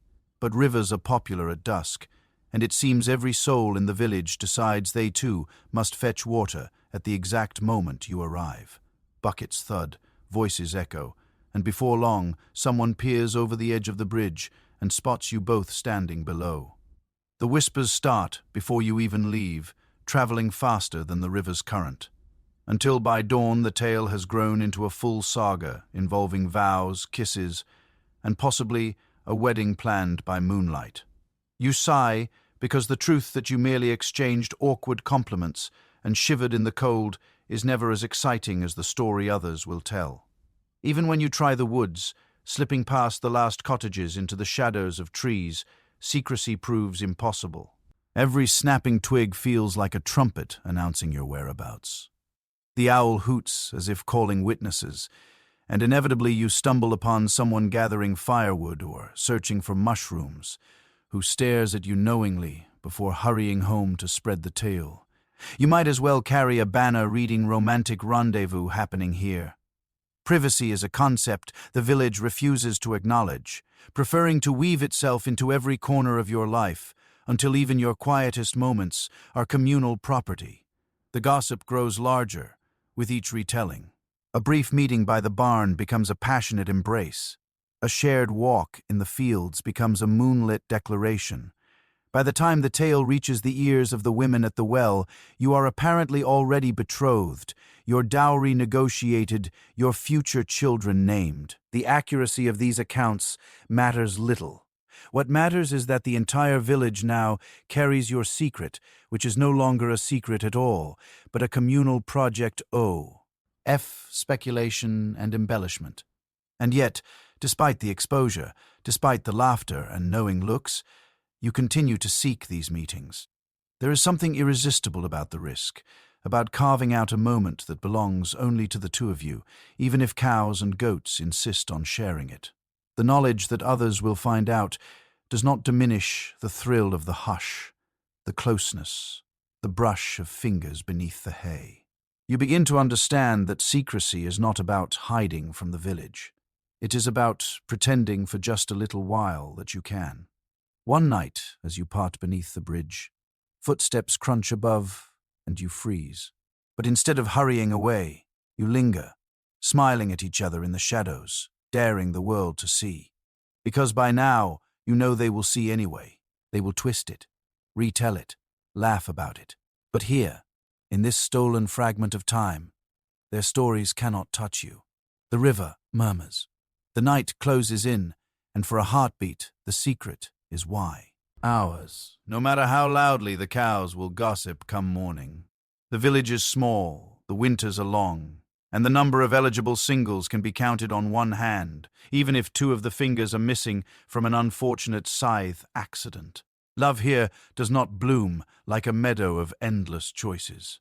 It squats stubbornly like a cabbage patch, offering only what it can. Inevitably, crushes overlap.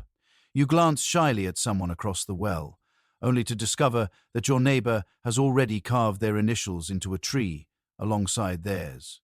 You share a smile over a shared turnip pie, but by evening you hear that two others have also claimed the same smile, staking their hopes on it as though it were land in a border dispute. There is no avoiding it. Courtship is less about sweet romance and more about navigating the ever-expanding geometry of rivalry. At first, it is a triangle, you, your beloved, and the butcher's son, who is smug only because his family owns a mule that bites slightly.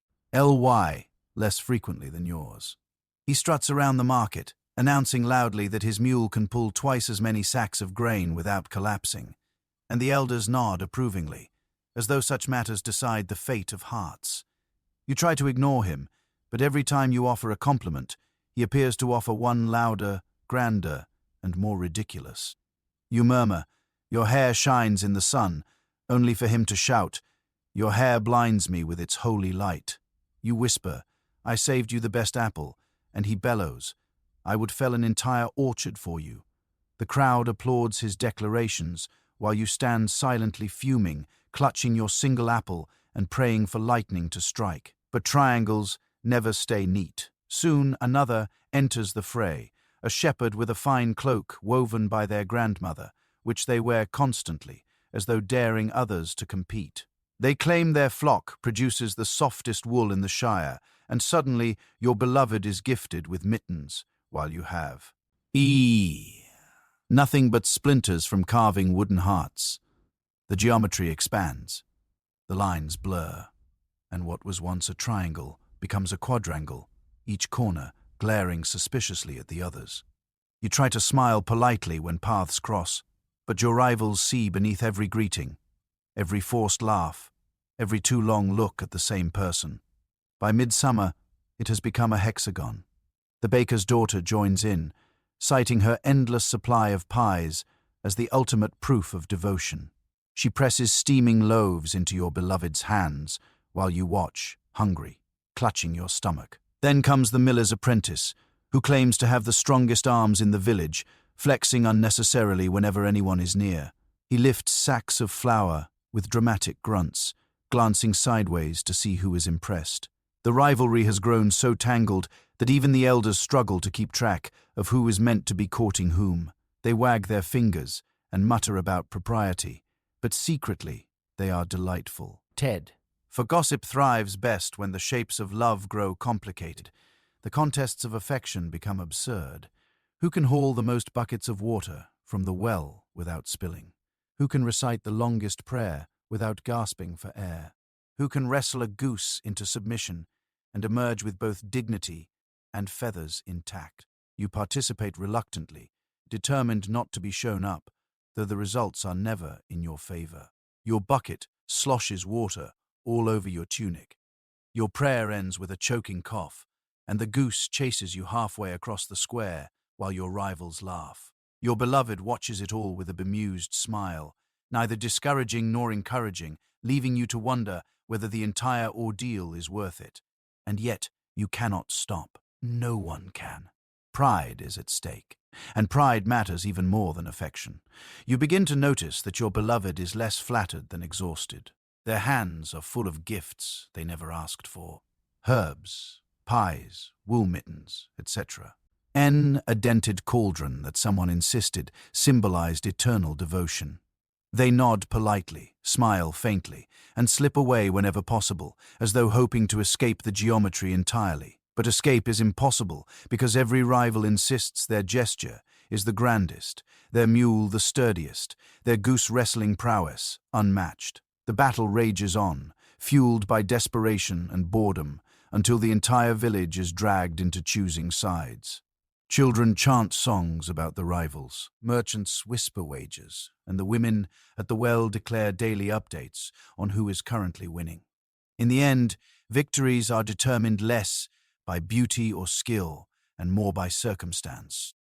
The butcher's son is eliminated after his mule finally bites a visiting priest, earning divine disapproval. The shepherd withdraws after their prized cloak is stolen by a crow and shredded into a nest. The baker's daughter loses ground when her oven collapses, depriving her of her pie advantage. One by one, rivals fach. D. Not defeated by your charm, but undone by bad luck and troublesome animals. The hexagon shrinks to a triangle again, though you know it will not last. Another will appear soon, waving a jug of mead, or boasting about their new cartwheel, and the shape will shift once more. For now, you cling to the small victories. Your beloved still accepts your awkward gifts, still laughs at your jokes, even when the minstrel ruins them with rhyme, still stands beside you at festivals when the music begins. You cannot outshine the pies or the mittens or the mules, but perhaps you can outlast them. Love in your world is not about triumph and grand contests, but about stubbornness, about remaining after everyone else has collapsed from exhaustion. And so you endure the triangles, the quadrangles, the hexagons, and whatever comes next, because in the geometry of village romance, the only real secret is this: the shape does not matter, so long as you are still one of the lines that leads to them. The tavern is where romance goes not to flourish but to be torn apart, twisted and shouted about, until it collapses under the weight of too many tankards. You walk in for a quiet drink, hoping only to warm your bones by the fire, and before you have even sat down, the air is already thick with rumor.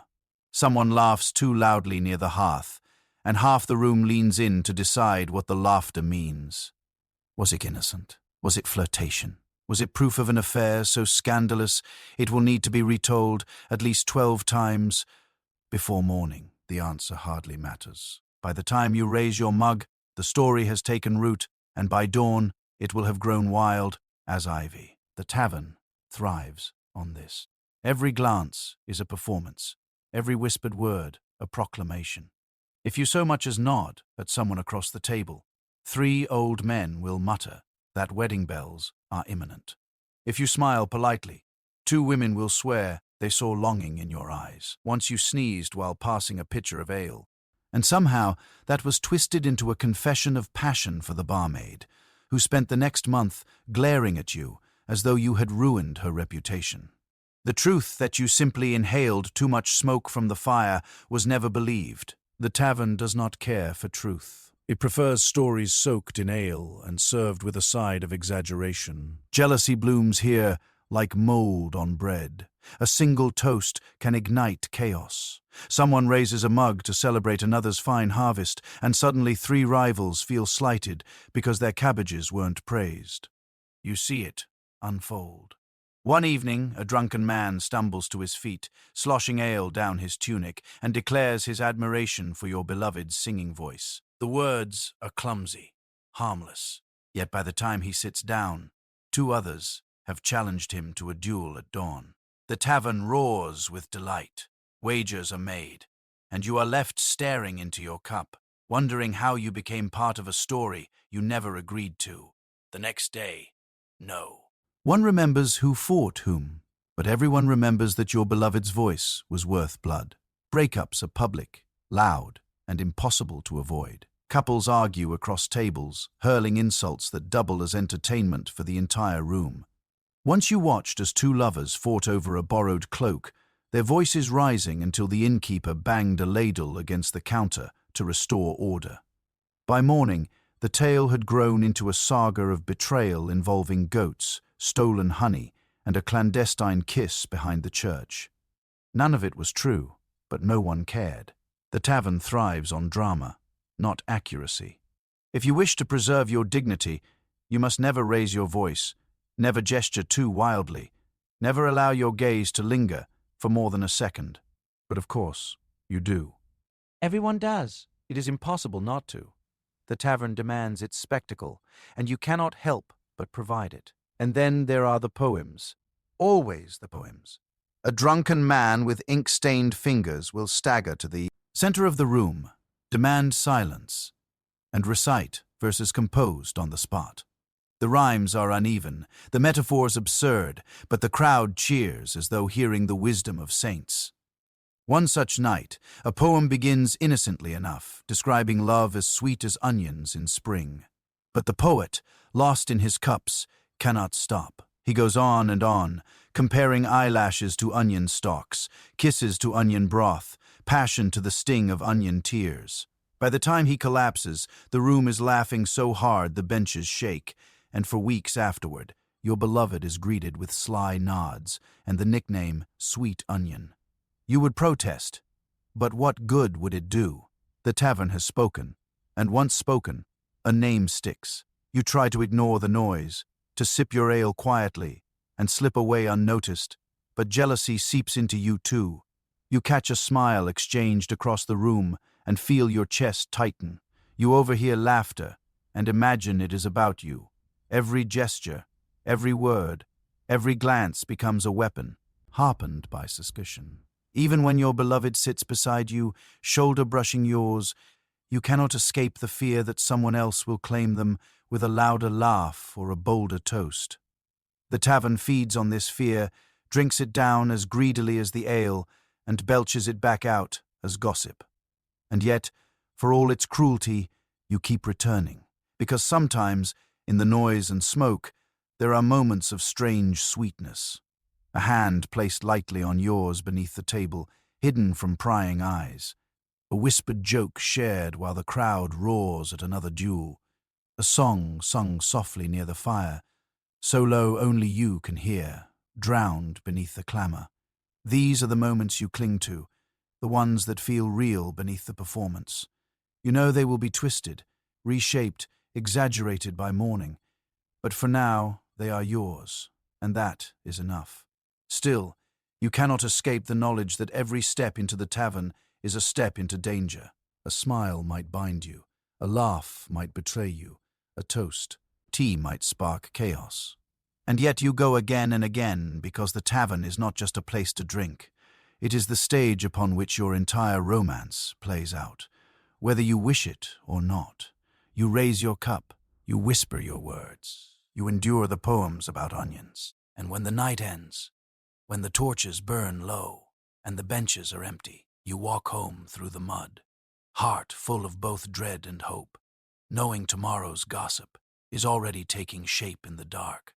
You learn quickly that gifts of love are not measured in gold or jewels, but in whatever can be scavenged, stolen, or hastily repurposed before someone notices. The idea of a grand token, something shining and eternal, is laughable when the nearest jeweler lives 3 days' journey away and only accepts payment in entire cows. Here affection arrives in the form of wilted flowers plucked from a ditch, honeycombs still dripping and buzzing with the fury of bees, or rings suspiciously familiar, passed off with nervous laugh. And the vague assurance that it's been in the family for generations. The access pins, the flowers, are the most common. You pull them from hedges, from meadows, from the edges of ditches where pigs have wallowed, and present them with all the solemnity of a knight offering a crown. The stems are bent, the petals drooping, but you thrust them forward anyway, convinced that the gesture matters more than the condition. Your beloved accepts them politely, though you notice their fingers soon stained with pollen and mud, and later you find the bouquet wilting in the corner of their home, forgotten behind a jug of turnips.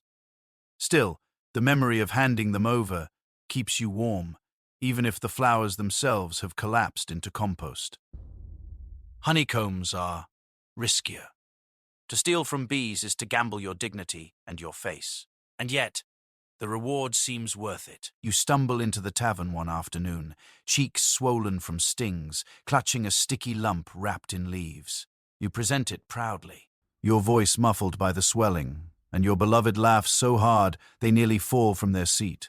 They take the honey anyway, promising to use it in cakes, though you suspect they mostly admire the absurdity of your sacrifice. For weeks afterward, children buzz mockingly whenever you pass, flapping their arms like wings. But you endure it, because in the corner of your beloved's smile, you see that the honey, despite everything, meant something. Rings are another matter entirely. A true ring, purchased or forged, is nearly impossible to obtain, which means most circulate through theft or dubious inheritance. One day, you spot a ring gleaming on your beloved's finger, and you feel a surge of triumph until you realize it once belonged to the miller's wife, who is now glaring daggers at you from across the market. You protest that you had nothing to do with its acquisition, but no one listens, and for weeks you are blamed for the theft, despite the fact that you still wear rope for. are a belt. Eventually, the matter is forgotten, replaced by new scandals. But the suspicion lingers. Rings in your village are never entirely safe. Each one carries a story of dubious ownership, whispered arguments, and the quiet shuffling of feet whenever someone asks, "Where did you get that?" Not all gifts are intentional. Once, in a fit of nerves, you handed your beloved a potato, blurting out that it reminded you of their steadfast nature. They stared at it, baffled, before bursting into laughter. And for days afterward they teased you by carrying the potato around like a talisman. Another time you carved a heart into a lump of wood, presenting it with trembling pride, only for them to point out that it looked more like a lopsided turnip. You blushed, but they tucked it into their pouch anyway, and the sight of it there made you feel as though you had succeeded. Love in your world is not about beauty, but about persistence, about carving turnips into hearts and pretending wilted flow. Hers are rare treasures. The trouble is that every gift becomes public property. You may intend a token for your beloved alone, but within hours the entire village knows. The flowers are spotted in their window, and the women at the well declare them evidence of impending betrothal. The honey is shared at a feast, each sticky bite accompanied by exaggerated tales of your battle with the bees. The ring sparks gossip so loud it drowns out the blacksmith's hammer.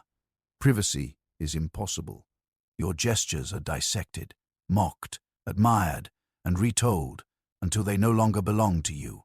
What was once a quiet offering becomes a village-wide performance, and yet you keep trying, because despite the mockery, despite the sideways glances and the buzzing imitations of children, your beloved accepts what you give. They smile, they laugh, they sometimes even keep the tokens longer than you expect. Once you saw the wilted flowers pressed between the pages of a book, flattened but preserved. Another time you found the wooden heart tied to their belt, worn smooth from handling. These small signs sustain you, proof that beneath the laughter lies something real. You are not giving jewels, but you are giving pieces of yourself, and somehow that is enough. So you continue to search for gifts, however questionable. You pluck flowers already drooping in the sun. You eye the bees with fresh determination. You polish stones until your fingers ache.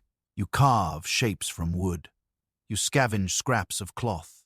You gather what little you can. Each offering is imperfect, tinged with suspicion or ridicule, but each one is also yours. And in a world where goats witness your secrets and minstrels turn your stumbles into ballads, these gifts remain the only language you can truly claim. One day, perhaps, you will find a token that cannot be mocked, a gift so perfect it silences the tavern and leaves the women at the well blinking in stunned approval. But until then, you will keep presenting potatoes, wilted, flowers, and sticky honey. Because in the end, it is not the gift that matters.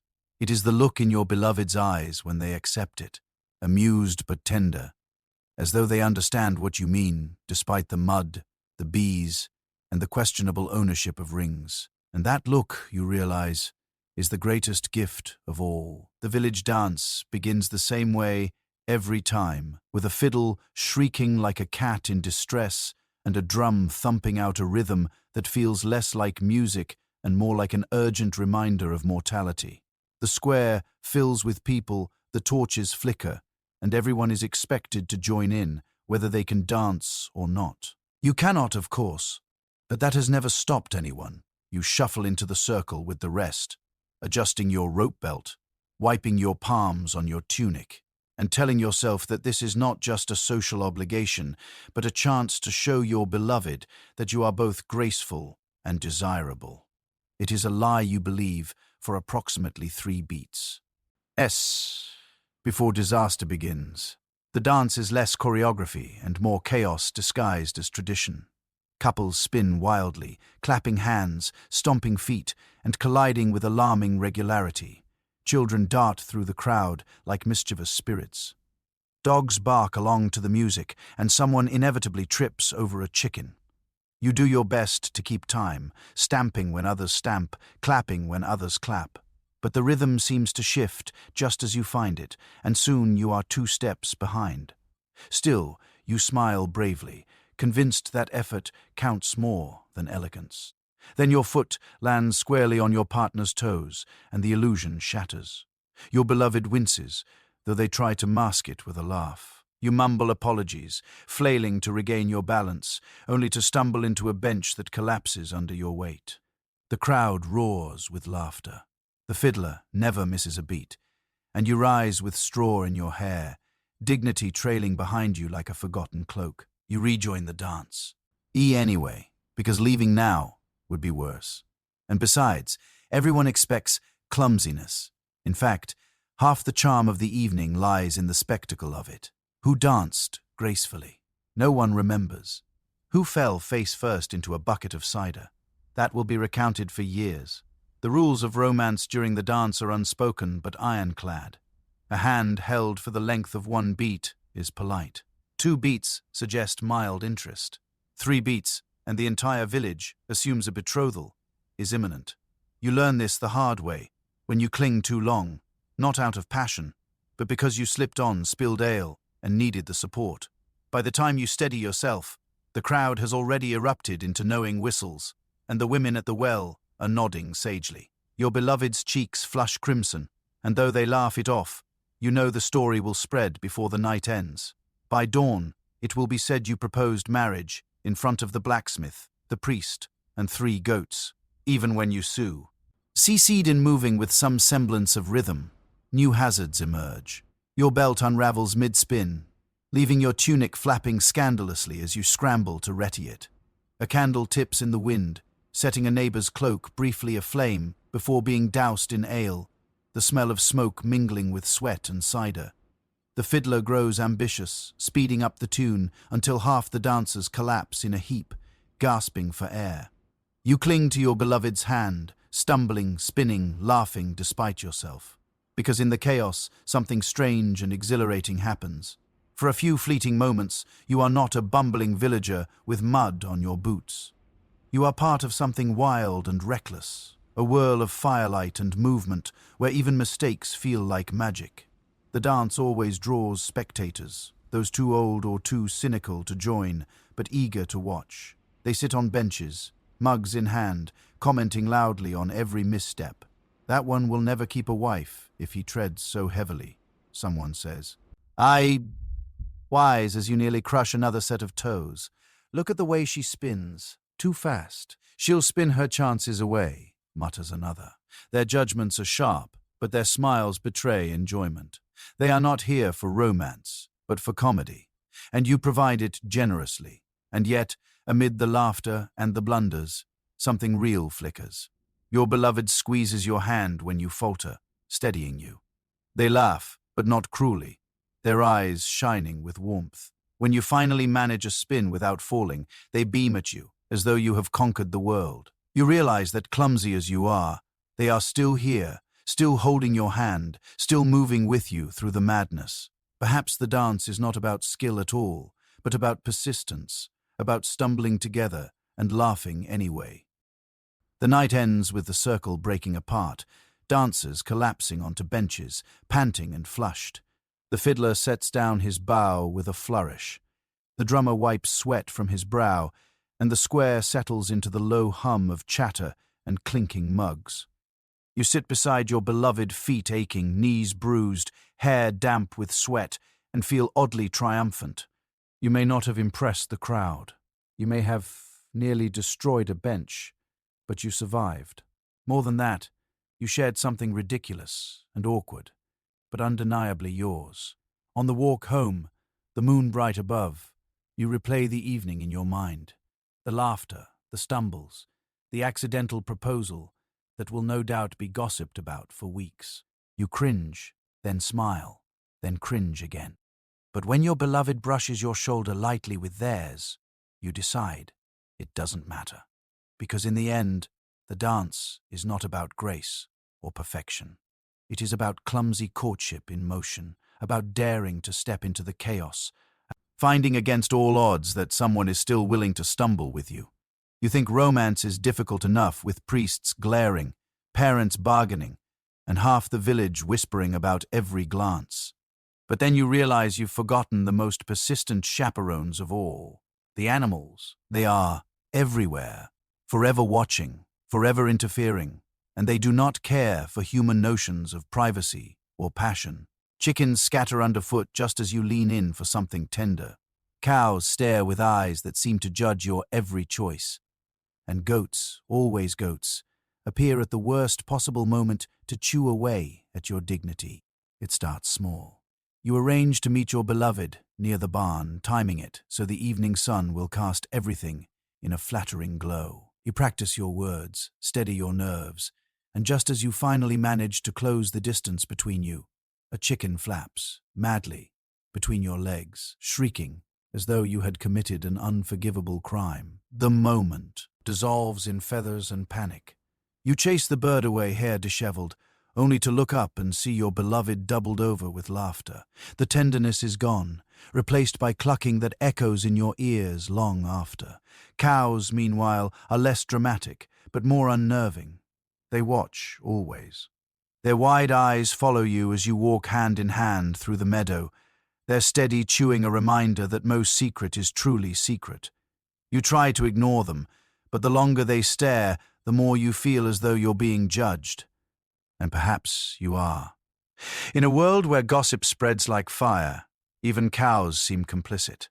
Later, someone always knows exactly where you were and with whom, and you cannot shake the suspicion that the cows have reported back. When one bellows during a stolen kiss, you hear it less as a moo and more as an accusation. Then there are the dogs. Loyal to no one but themselves, they delight in ruining quiet moments. You kneel in the grass to whisper something sweet. On. Like for a slobbering hound to shove its nose between you, panting happily as though demanding inclusion. You try to push it away, but it circles back, licking faces, wagging its tail, and barking until the moment is gone. The villagers laugh when they see it, muttering that perhaps the dog approves, or perhaps it is jealous. Either way, your words are forgotten, drowned in slobber and noise. The goats, however, are the true enemies of love, mischievous, relentless, and always hungry. They treat romance as their personal playground. You bring your beloved a carefully chosen cabbage, its leaves fresh and green, only to have a goat snatch it from your hands before you can speak. You shout, you chase, but the goat devours the cabbage with smug efficiency, leaving you empty-handed and humiliated. Your beloved tries to console you, but the sight of the goat's chewing face ruins any sense of dignity. Worse still, the story spreads, and soon the entire village refers to the incident as the prop. Ozil that fed the goat. Horses, too, find ways to intrude. You plan a romantic ride, imagining yourself as a knight with your beloved clinging gracefully behind. Instead, the horse chooses that moment to roll in the dirt, nearly crushing you both, or to stop suddenly and relieve itself in full view of everyone. The dream of noble courtship dissolves into mud, stench, and awkward silence. You try again another day, only to be thrown when the horse decides it dislikes your tunic. The bruises you carry afterward are less a badge of honor and more a warning against ambition. Even smaller creatures seem determined to interfere. Cats leap onto laps mid-conversation, scratching at hands that reach for your beloveds. Ducks waddle through doorways at the worst times, quacking with alarming insistence until everyone notices. Once, while leaning in for what might have been your first true kiss, a goose hissed and chased you halfway across the square, wings flapping, while your beloved laughed on't. The tears streamed down their cheeks. You did not return to that spot for weeks. It becomes clear that animals are not merely obstacles, but active participants in the theater of your courtship. They sense moments of importance and rush in to disrupt, as though the natural world conspires to remind you that love is never private, never simple. You begin to plan accordingly. You meet behind haystacks, only to find mice scattering through your shoes. You sneak to the mill, only for the donkey to bray so loudly the sound carries for miles. No matter where you go, the animals find you, and they never let you forget your place in the order of things. And yet, for all their interference, sometimes they seem to help. A kitten curled in your beloved's arms, gives you an excuse to sit closer, to brush a finger against soft fur, and by accident, their hand. A cow's slow, steady breathing becomes a kind of rhythm as you talk quietly in the pasture, words flowing more easily with its presence. Even that. Goat, once full of your cabbage, later provides laughter when you retell the story, your humiliation softened by the way your beloved remembers it fondly. Perhaps the animals are not enemies after all, but reluctant allies, guiding your courtship in ways you never intended. You begin to wonder if love here is meant to include them, if every romance must be witnessed not only by villagers, but by creatures who cannot speak, yet somehow shape your fate. The cows will always chew and stare. The chickens will always flap. The goats will always chew more than food. You cannot control it, any more than you can control gossip or weather. So you accept it. You smile when the hound bounds between you. You laugh when the goose chases you again. You even save an extra cabbage in case the goat returns, because in the end, perhaps it is fitting. Your world is messy, muddy, full of noise and feathers and fur. Love here is not separate from that chaos, but tangled within it, stitched together by laugh, by interruptions, by the presence of beasts that never let you take yourself too seriously. And maybe that is the point. That romance, like life, is never neat or private or free from judgmental cows. It is clumsy, loud, chewed at the edges, and yet somehow still worth chasing, even if a goat gets the cabbage first. Romance in your village is less about hearts and more about eyebrows, nods, and shrugs, none of which ever mean what you think they mean. Words are rare, carefully rationed like salt, and when spoken they come tangled in dialects so thick you could knit a blanket from them. So much depends on looks across markets, on gestures made in smoky taverns, on whispers half heard between the toll of bells. Inevitably, meaning goes astray, and love becomes less a clear song than a game of blindfolded children shouting over one another in a barn. You stand in the market, clutching a turnip you pretend to be interested in, when your beloved raises an eyebrow in your direction. Our heart leaps. Is this the signal? The long-awaited sign that affection has blossomed at last? You smile, straighten your posture, ready to carve their initials into the nearest fence post. Only later do you learn that the eyebrow was not for you, but for the fishmonger behind you, whose eels were suspiciously limp. By then, however, the rumor has already spread. You and your beloved are practically wedded. The eyebrow has spoken, and the village will not hear otherwise. Sometimes it is a nod. You nod once across the well, meaning to say hello. Your beloved nods back, intending nothing more than yes, I see you. But by evening, the women at the well declare it was the solemn nod of a betrothal pact witnessed by the entire village and perhaps a goat. Soon people congratulate you on your engagement, and when you protest, they laugh knowingly, certain you are being coy. You try to explain, but every word only deepens their conviction. You are trapped by a nod, doomed by its simplicity. Shh. UGs are worse. You shrug after dropping a basket of apples, embarrassed but calm. Your beloved, watching from the other side of the market, shrugs back in solidarity. But what does it mean? Is it resignation, affection, a secret code? The entire day you fret, convinced you have missed something crucial.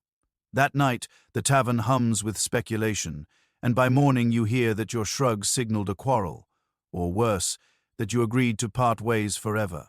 The apples roll down the lane forgotten, while your reputation as a spurned lover grows. Even spoken words betray you. You recite carefully rehearsed compliments only for the wind to carry them wrong. Your eyes are like stars, you declare, but a cough turns it into your eyes are like scars. You mean to compare their hair to silk, but in your nervousness you say silt, leaving them wondering if you see them as river muck. Every attempt becomes a small disaster, and by the time you retreat, you are no longer sure if you praised or insulted them. The priest later mutters about your blasphemous metaphors, and you vow never to speak again. The absence of writing makes things worse. Love letters exist, but parchment is scarce, ink rarer still, and your Latin makes even goats look scholarly. You scrawl a note declaring eternal devotion, but your beloved interprets it as a request for cheese. They reply with a drawing of a heart, which you assume is consent to marriage, only to learn later it was simply their attempt at doodling a potato. The misunderstanding becomes so tangled that by the time you sort it out, 3 duels have been fought in your honor, and 1 minstrel has composed a ballad that gets every detail wrong. You try other methods, leaving tokens, sending gifts, enlisting friends to speak on your behalf, but each one breeds confusion. A flower placed on their doorstep is eaten by a cow before they see it, and they hear instead that you left dung as a message of disdain. A pie you baked is intercepted by children, who deliver crumbs and say you cursed them with eternal hunger. You ask a friend to whisper your feelings, but by the time he finishes embellishing, you are accused of promising half your family's land and your best mule. You do not even own a mule. The worst moments are when silence itself is misread. You stand quietly at your beloved's side, content just to be near, only for others to assume your solemnity is a sign of mourning. Soon rumors swirl that you are heartbroken or ill or sworn to celibacy. By the time you protest, the tale has hardened into fact, and you are treated with pitying glances. Your beloved, meanwhile, wonders why you look so grim and whether they have offended you. The silence grows until it weighs more than words ever could, and yet, for all the disasters, somehow love persists. You trip, you misspeak, you shrug when you should nod when you should say nothing. And still, your beloved meets you in the fields. Still, they laugh at your stumbles. Still, they forgive your tangled words. Perhaps this is the secret. That misunderstanding is not an obstacle but the very fabric of romance. It forces patience, endurance, and a willingness to see beyond the blunders. One evening, after a day full of botched gestures, you sit together beneath the fading sky. You do not speak, afraid of what might come out wrong. Instead, you let the silence stretch, waiting for it to be misinterpreted. But when your beloved leans gently against your shoulder, no one is there to twist it, no cow to moo judgment, no neighbor to carry tales. For once, the meaning is clear. You breathe, you smile. You allow yourself to believe that despite everything, eyebrows, shrugs, rumors, the message has been received. Elopement sounds daring in theory. You imagine yourself and your beloved slipping away under cover of night, cloaked in shadows, hand in hand, hearts pounding as you outrun parental wrath and village gossip. The stories make it sound romantic. 2 souls defying the world, riding into freedom on the back of a noble steed. But your reality is less poetry and more mud. The horse refuses to move. The dog won't stop barking. And your beloved has packed 3 cabbages, a frying pan, and 1 left shoe just in case.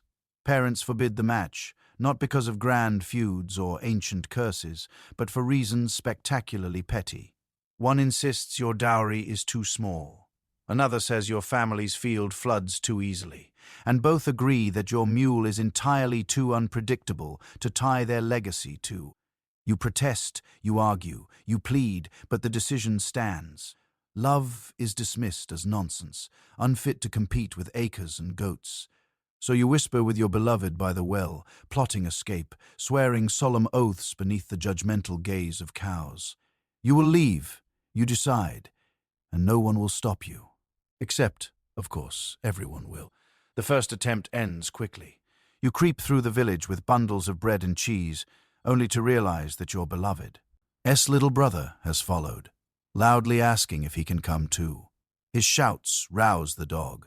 The dog rouses the chickens, and within moments, the entire village is awake, watching you with expressions ranging from amusement to mild annoyance. By dawn, your parents are scolding you, while neighbors shake their heads knowingly.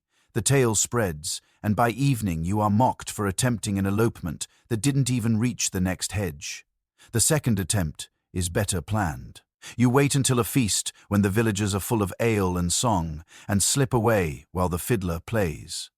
You make it as far as the mill before disaster strikes.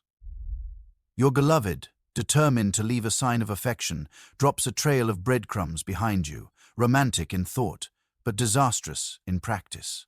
By morning, not only have the crumbs been followed, but half the geese in the shire are waddling behind you, honking loudly enough to wake the dead. The villagers find you easily, sitting beside the geese, swatting at feathers, while your beloved insists it was symbolic. You return home in disgrace, trailing feathers like a defeated knight. By the third attempt, you are desperate. You decide to leave no trail, to slip silently away beneath the stars, but goats have other plans. One follows you, chewing through the strap of your bundle, scattering turnips across the path. By morning, the villagers have traced your progress by the half-eaten vegetables, and once again you are dragged back, this time by your own aunt, who claims she only came out to collect herbs and happened upon you. The goat returns smugly to the barn, victorious. Rumors grow wilder with each failure. Some say you were caught in the woods swearing eternal devotion to a tree. Others insist you tried to bribe the priest into marrying you with stale pies. One minstrel sings a ballad about your cowardice, rhyming love with dove so insistently that you consider hurling his lute into the river. Every whispered conversation now carry your name. Every raised eyebrow a reminder of your failed rebellions. The idea of escape begins to feel impossible, yet the longing only grows stronger. At last, you try once more. You pack nothing, take no food, and tell no one. You meet your beloved by the river, where the moonlight turns everything silver. You cross hand in hand, silent, determined, the sound of rushing water covering your steps. For once, it seems you may succeed. No chickens, no goats, no geese, just the two of you in the night. You walk until dawn paints the sky, until your feet ache and your breath burns, until you are certain you are free. Then, in the next village, you hear it. Laughter. They know your names, your story, your every failed attempt. Your tale has traveled faster than you. A farmer claps you on the back, offering congratulations on your fourth elopement, while his wife insists you stay for breakfast. You realize with dawning horror that escape is impossible, not because of parents or geography, but because gossip outruns even the swiftest mule. No matter where you go, your village follows, tucked in the mouths of travelers, carried on the wind like smoke. And yet, sitting beside your beloved in a strange kitchen, sipping thin broth offered by strangers, you find yourself laughing. The failure is complete, the escape undone, but your beloved's hand is still warm in yours, and the absurdity of it all feels almost heroic. You are not free, not yet, but you are together, and perhaps that is enough. The stories will keep spreading, the villagers will keep judging, and the animals will keep sabotaging. But for one fragile moment, amid the laughter of strangers and the smell of borrowed bread, you feel triumphant. Love, you realize, was never about escaping the village. It was about daring to try, about running through mud and feathers and ridicule, about choosing each other even when the world, or at least a particularly greedy goat, stands in your way. And though you know you will be. Dragged back again. Though you know another lecture awaits, you also know this. One day you may succeed, or you may fail forever. But either way, they will remember you, the two fools who chased love with breadcrumbs and turnip pies. And perhaps that is a kind of victory after all. The wedding begins not with romance, but with shouting. Someone has misplaced the priest's hat. Someone else has stolen the best jug of mead. And your uncle is already arguing with the blacksmith about who once borrowed whose hammer and never returned it. You stand nervously at the center of it all, sweating in wool that smells faintly of goats, trying to look like a person prepared for holy matrimony, instead of a condemned criminal awaiting judgment. Your beloved is across the square, surrounded by relatives fussing with their tunic, pulling at their sleeves until they resemble a sack of barley trussed for market. The fiddler plays in the corner, horribly off-key, but no one notices because the chickens ha. V escaped again and are flapping around the benches reserved for elders. The ceremony itself is supposed to be solemn. vows, prayers, blessings. Instead, it is a spectacle. Children dart between legs, shouting about turnips, while the village drunk insists on reciting poetry loudly from the sidelines. Your mother weeps loudly enough to drown out the priest, though whether from joy or despair, no one can say. The priest coughs, raises his hands for silence, and begins with a warning about sin, temptation, and eternal damnation should you fail in your duties. The crowd nods seriously, then immediately begins whispering about whether the dowry was as large as rumored. You stand rigid, clutching your beloved's hand, wondering if this is truly the path to bliss or simply a rehearsal for lifelong humiliation. Midway through, the chaos deepens. A cousin faints dramatically after too much mead, though she revives quickly when someone mentions pie. A goat wanders into the circle, chewing lazil. Why, on the edge of the altar cloth? The priest pretends not to notice, though it is difficult when the goat's head is practically in his book of prayers. Someone sneezes so loudly that half the crowd takes it as an omen. The fiddler attempts to cover the sound with a flourish, but his string snaps, whiplashing into the jug of mead and spilling it onto the priest's shoes. You begin to laugh, nervously at first, then helplessly, until your beloved squeezes your hand, and you both struggle to compose yourselves. It is a wedding, after all. You must try to look serious, even as the goat refuses to leave. When the vows finally come, they are drowned in noise. You say the words carefully, solemnly, though the priest mispronounces your name, and the village drunk repeats every line in falsetto. Your beloved's vows are interrupted by a distant brawl between two uncles, fists flying over the proper recipe for cabbage stew. No one hears the promises clearly, but everyone cheers anyway, satisfied that enough syllables have been muttered to count. Rings, if there are any, are misplaced, and so you exchange twine, hastily tied into loops. The priest blesses you, still glaring at his shoes, and declares the union holy. The crowd erupts with cheers, though half are already moving toward the tables, laden with food. The feast is less celebration than endurance trial. You are seated at the center, expected to smile, as endless plates are pressed into your hands. Bread, stews, pies, sausages of questionable origin. You eat until you can no longer feel your stomach, nodding gratefully, though you long to lie down. The mead flows freely, and with it the gossip. Already your marriage is dissected, its future predicted in hushed tones. They'll have 6 children, one aunt declares. No, 4. And 1 will become a priest, another insists. 2 at most, says a neighbor, and their mule will outlive them both. You smile tightly, sipping more mead until the words blur into noise. Dancing follows, cow. Tick and inevitable. You are shoved into the circle, tripping over your own feet as relatives clap and shout encouragement. Your beloved spins gracefully, but you resemble a sack of grain hurled down a hill. Still, the crowd cheers, delighted less by grace and more by spectacle. Someone collapses onto a bench. Someone else vomits near the fire. And through it all, the fiddler plays, determined to make his broken string work. The goat returns, somehow adorned with flowers, and is cheered as though it were an honored guest. You laugh until your sides ache, until you forget your nerves, until the chaos itself feels like a kind of joy. By night's end, the square is littered with overturned mugs, trampled bread, and sleeping villagers sprawled across benches. You and your beloved sit together, exhausted, your hands still clasped. Around you lies the ruin of celebration. Spilled mead, snores, the faint smell of smoke from someone's cloak. And yet, amid the wreckage, you feel something quiet and true. You endured it. The shouting, the gossip, the goat, the priest's soggy shoes.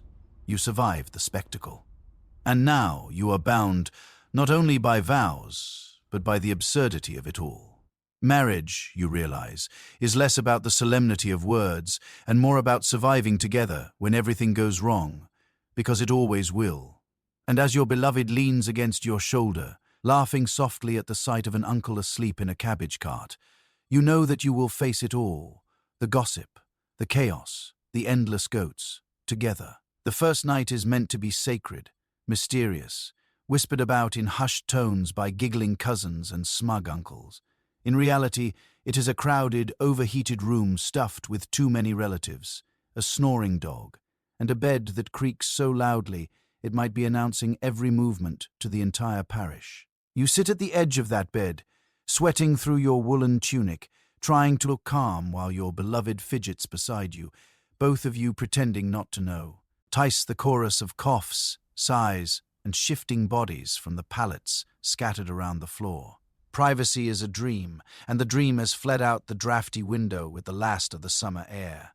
The furniture does not help. The bed is old, donated by an aunt who swore it was sturdy as a saint's faith, though the groan it makes when you simply sit suggests otherwise.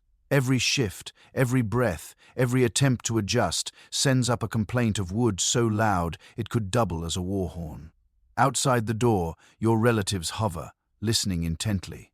You can feel their anticipation pressing against the walls, hear their muffled laughter as they wager on how quickly the deed will be done.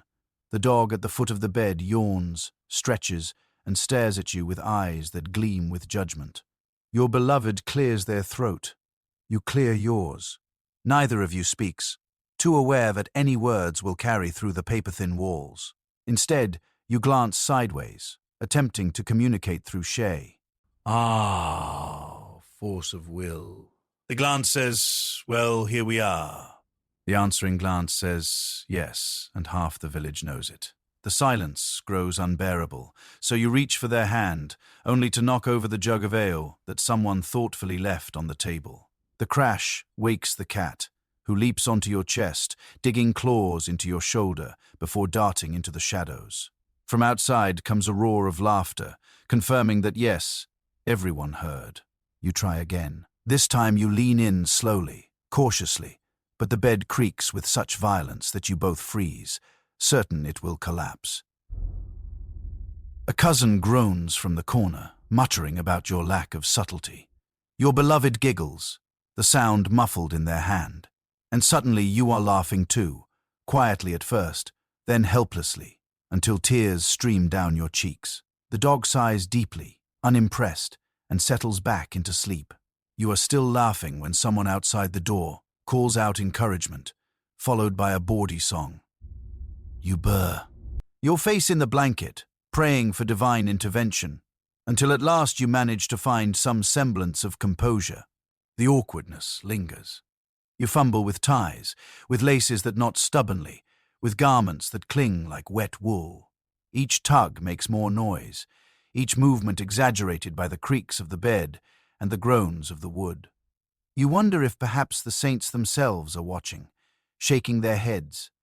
Your beloved whispers something, but you only catch half of it over the din and nod vigorously without knowing what you've agreed to. The night stretches, filled not with the soft sighs of romance, but with a cacophony of bedposts, pets, and the occasional fart from a relative too deep in sleep to care.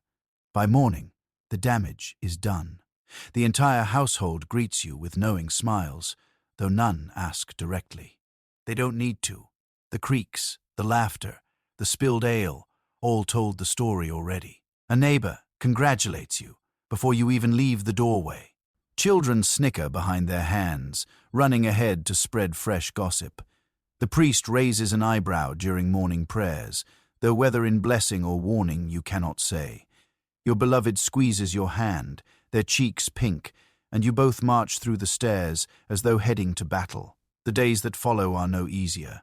You are constantly reminded of that first night, whether by relatives who nudge you slyly, goats that bleat whenever you pass the barn, or friends who sing exaggerated ballads about beds collapsing in the dark.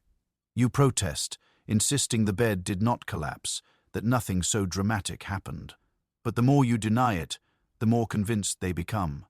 The truth no longer matters. The story has taken root. You are forever the couple whose wedding night was a symphony of creaks and chaos. And yet, despite the embarrassment, there is something strangely comforting in it. You and your beloved have shared humiliation, laughter, the absurdity of trying to find. Intimacy, In a world where privacy is rarer than good bread, you have endured the bed, the pets, the chorus of relatives, and come out the other side, still hand in hand. That bond forged in noise and awkwardness feels stronger than any whispered vow. So you accept it. You smile when the neighbors wink. You laugh when the minstrel sings. You shrug when the dog insists on sleeping at the foot of the bed every night thereafter. Romance, you realize, is not built on perfect silence or solemn moments. It is built on spilled ale, cats with sharp claws, and the laughter that follows when everything goes wrong. And though you may never have a night untouched by creaks or gossip, you know this much. When the morning comes and you face the world together, it feels less like humiliation and more like the start of something real. Marriage, you discover, is less about fiery passion and more about not throttling each other over bread. In the first weeks, love had felt grand, wrapped in vows and feast. But now it is wrapped in laundry, smoke from the hearth, and arguments about who forgot to shut the pigpen. Romance becomes a quieter thing, buried beneath the daily grind, revealed in small gestures that keep you from collapsing under the weight of mud, chores, and never-ending relatives. You learn that to survive, married life is to redefine love entirely. The bread is the first battleground. A fresh loaf appears, crust golden, steam rising, and instantly the question becomes, who gets the better half? At first, you attempt to share politely, slicing evenly, pretending not to notice when your beloved claims the larger piece. But after a while you grow bolder, cutting with deliberate care to favor yourself. This, of course, is noticed. Soon slicing bread is a ritual of diplomacy, each of you pretending not to care while both eyes track every crumb. A true act of devotion, you realize, is handing over the crusty end without complaint. It is not poetry, but in this world, it is the pure, form of romance. Pigs provide another constant test. They escape often, rooting through gardens and knocking over buckets of slop, and each time you argue over whose fault it was. Your beloved insists you left the gate open. You swear you fastened it. The argument grows until the pig itself wanders back, covered in turnip greens and looking smug, and you both fall silent, embarrassed at being outwitted by livestock.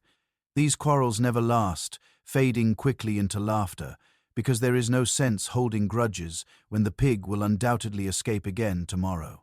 Love becomes less about avoiding conflict and more about choosing not to let conflict linger. The gossip at the well, once a source of misery, becomes a kind of glue.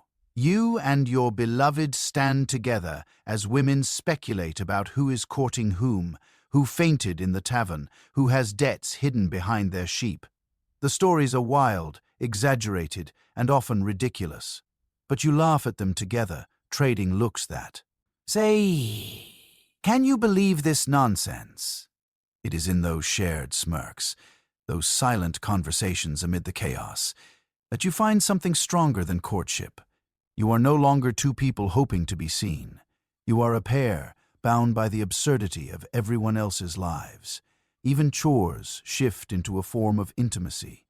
You chop wood while your beloved carries kindling, sweat dripping down both your faces. You milk cows side by side, trading jokes about the priest's sermons, while the animals flick their tails in irritation. You scrub laundry at the river until your hands sting, and your beloved sings nonsense songs to make you laugh. There is nothing glamorous in it, nothing fit for ballads, but in these rhythms you find comfort. The work is endless, the mud inevitable, yet it feels lighter because you are no longer doing it alone.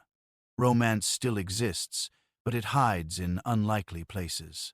It is in the way your beloved saves you the last spoonful of stew without comment. It is in the way you H their cloak without being asked, fingers numb from the cold needle.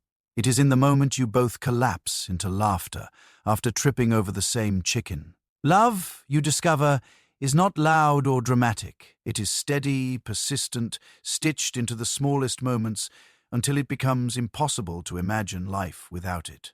Of course, there are still missteps. You forget anniversaries, not because you do not care, but because time blurs into seasons of harvests and feasts. You quarrel over blankets, each tugging for warmth, until both are tangled and freezing. You sulk when your beloved praises someone else's bread, even though you know they meant no harm. These small cracks appear often, but they mend quickly, filled with apologies muttered, while stirring porridge or hugs given in passing. You learn that marriage is not the absence of trouble, but the willingness to repair it again and again, no matter how many times it frays. Nights are quieter now, less filled with laughter from taverns, and more with the creak of your own hearth. You sit together in the dim glow, listening to the wind rattle shutters, speaking softly about the day. Sometimes you say nothing at all, letting the silence rest between you like a third presence, comfortable and kind. You fall asleep to the rhythm of your beloved's breathing, the dog curled at your feet, the sense that despite the chaos outside, here in this small space is something solid. The villagers still watch, still gossip, still intrude, but marriage dulls the sting. When someone comments on your mismatched shoes, you laugh together. When rumors swirl about who once kissed whom at a festival, you shake your heads, amused rather than wounded. The weight of judgment feels lighter when shared. You realize that love is less about impressing others and more about surviving them, standing shoulder to shoulder against the tide of endless commentary. There are days you miss the thrill of courtship, the racing heart, the stolen glances, the dizzying hope. But then you watch your beloved chase a pig across the yard, hair wild, face flushed, muttering curses so inventive the priest would faint. And you feel something even better, not the fire of beginning, but the warmth of belonging. You know the flaws, the habits, the irritations, and still you choose each other. That, you realize, is the deeper romance. Marriage in the end is not grand. It is not about ballads or epic gestures. It is about bread loaves, pigs, gossip, and laughter. It is about turning survival into companionship, about finding joy in the ordinary, about knowing that when the world mocks, at least you can roll your eyes together. And as you sit at the table breaking bread and handing over the better half without hesitation, you understand that this, quietly and stubbornly, is love. Love endures, though no one can quite explain why. You live in a world of mud, so thick it swallows shoes, goats that chew through anything resembling dignity, and gossip so endless. It reaches the next village before you've even finished your sentence. You spend half your life smelling faintly of smoke, onions, or worse, and the other half being reminded of it by relatives who find your shortcomings endlessly entertaining. And yet, despite all of this, or perhaps because of it, romance does not die. Somehow, it flourishes. It endures in glances exchanged at the well, even when the rope snaps and drops the bucket straight into the mud. It survives in the market where someone hands you the better carrot, despite having nothing but shriveled ones left for themselves. It sneaks into taverns, even when drowned out by drunken ballads and fights over turnip pies. It even survives the meddling of elders who loudly declare you unsuited, mismatched, or doomed, only to watch you stubbornly carry on anyway. Love here is not elegant, not noble, not worthy of gilded poetry. It is battered, messy, and covered in dirt, but it is alive. You see it in the smallest things. Hand brushing yours while stirring the same pot of stew, a laugh shared over spilled milk that soaks the rushes, a cloak held above your head during rain, though the cloak itself is so hole-ridden you might as well be standing bare. These moments do not seem like much, yet they bind tighter than gold chains. Romance becomes not about perfection, but about persistence, the willingness to endure the endless failures and indignities, to laugh when everything goes wrong, and to keep choosing each other in spite of it. Goats will always interfere. They will eat proposals, chew through ropes meant to secure your bundles, and bleat loudly in the background of every tender moment. Chickens will scatter, cows will stare, dogs will slobber, and relatives will never ever stop offering commentary. You could rage against it, curse the heavens, or swear never to try again, but still, The next day you will find yourself at the market, trying to look appealing while clutching a turnip, hoping you're below. Ved notices. You endure because something in you insists that even amid the absurdity, there is joy. Humor becomes your armor. You laugh when your tunic smells of onions, and your beloved pretends to swoon dramatically, clutching their chest as though overcome by romance. You laugh when the minstrel once again rhymes love with dove, and the dove itself immediately relieves itself on your shoulder. You laugh when the bed creaks so loudly that half the household cackles in unison, because what else can you do? Without humor, love would sink under the weight of mud and misery. With humor, it floats, rickety but resilient, like a raft patched together from barrels and stubbornness. You realize slowly that endurance is the real courtship. Anyone can blush at a festival or trip into affection over a pig, but it takes something stronger to stay when the novelty fades. To keep smiling when your beloved burns the stew again. When the roof leaks directly onto your shared bed, when winter turns every breath into smoke and you huddle together just to keep from freezing.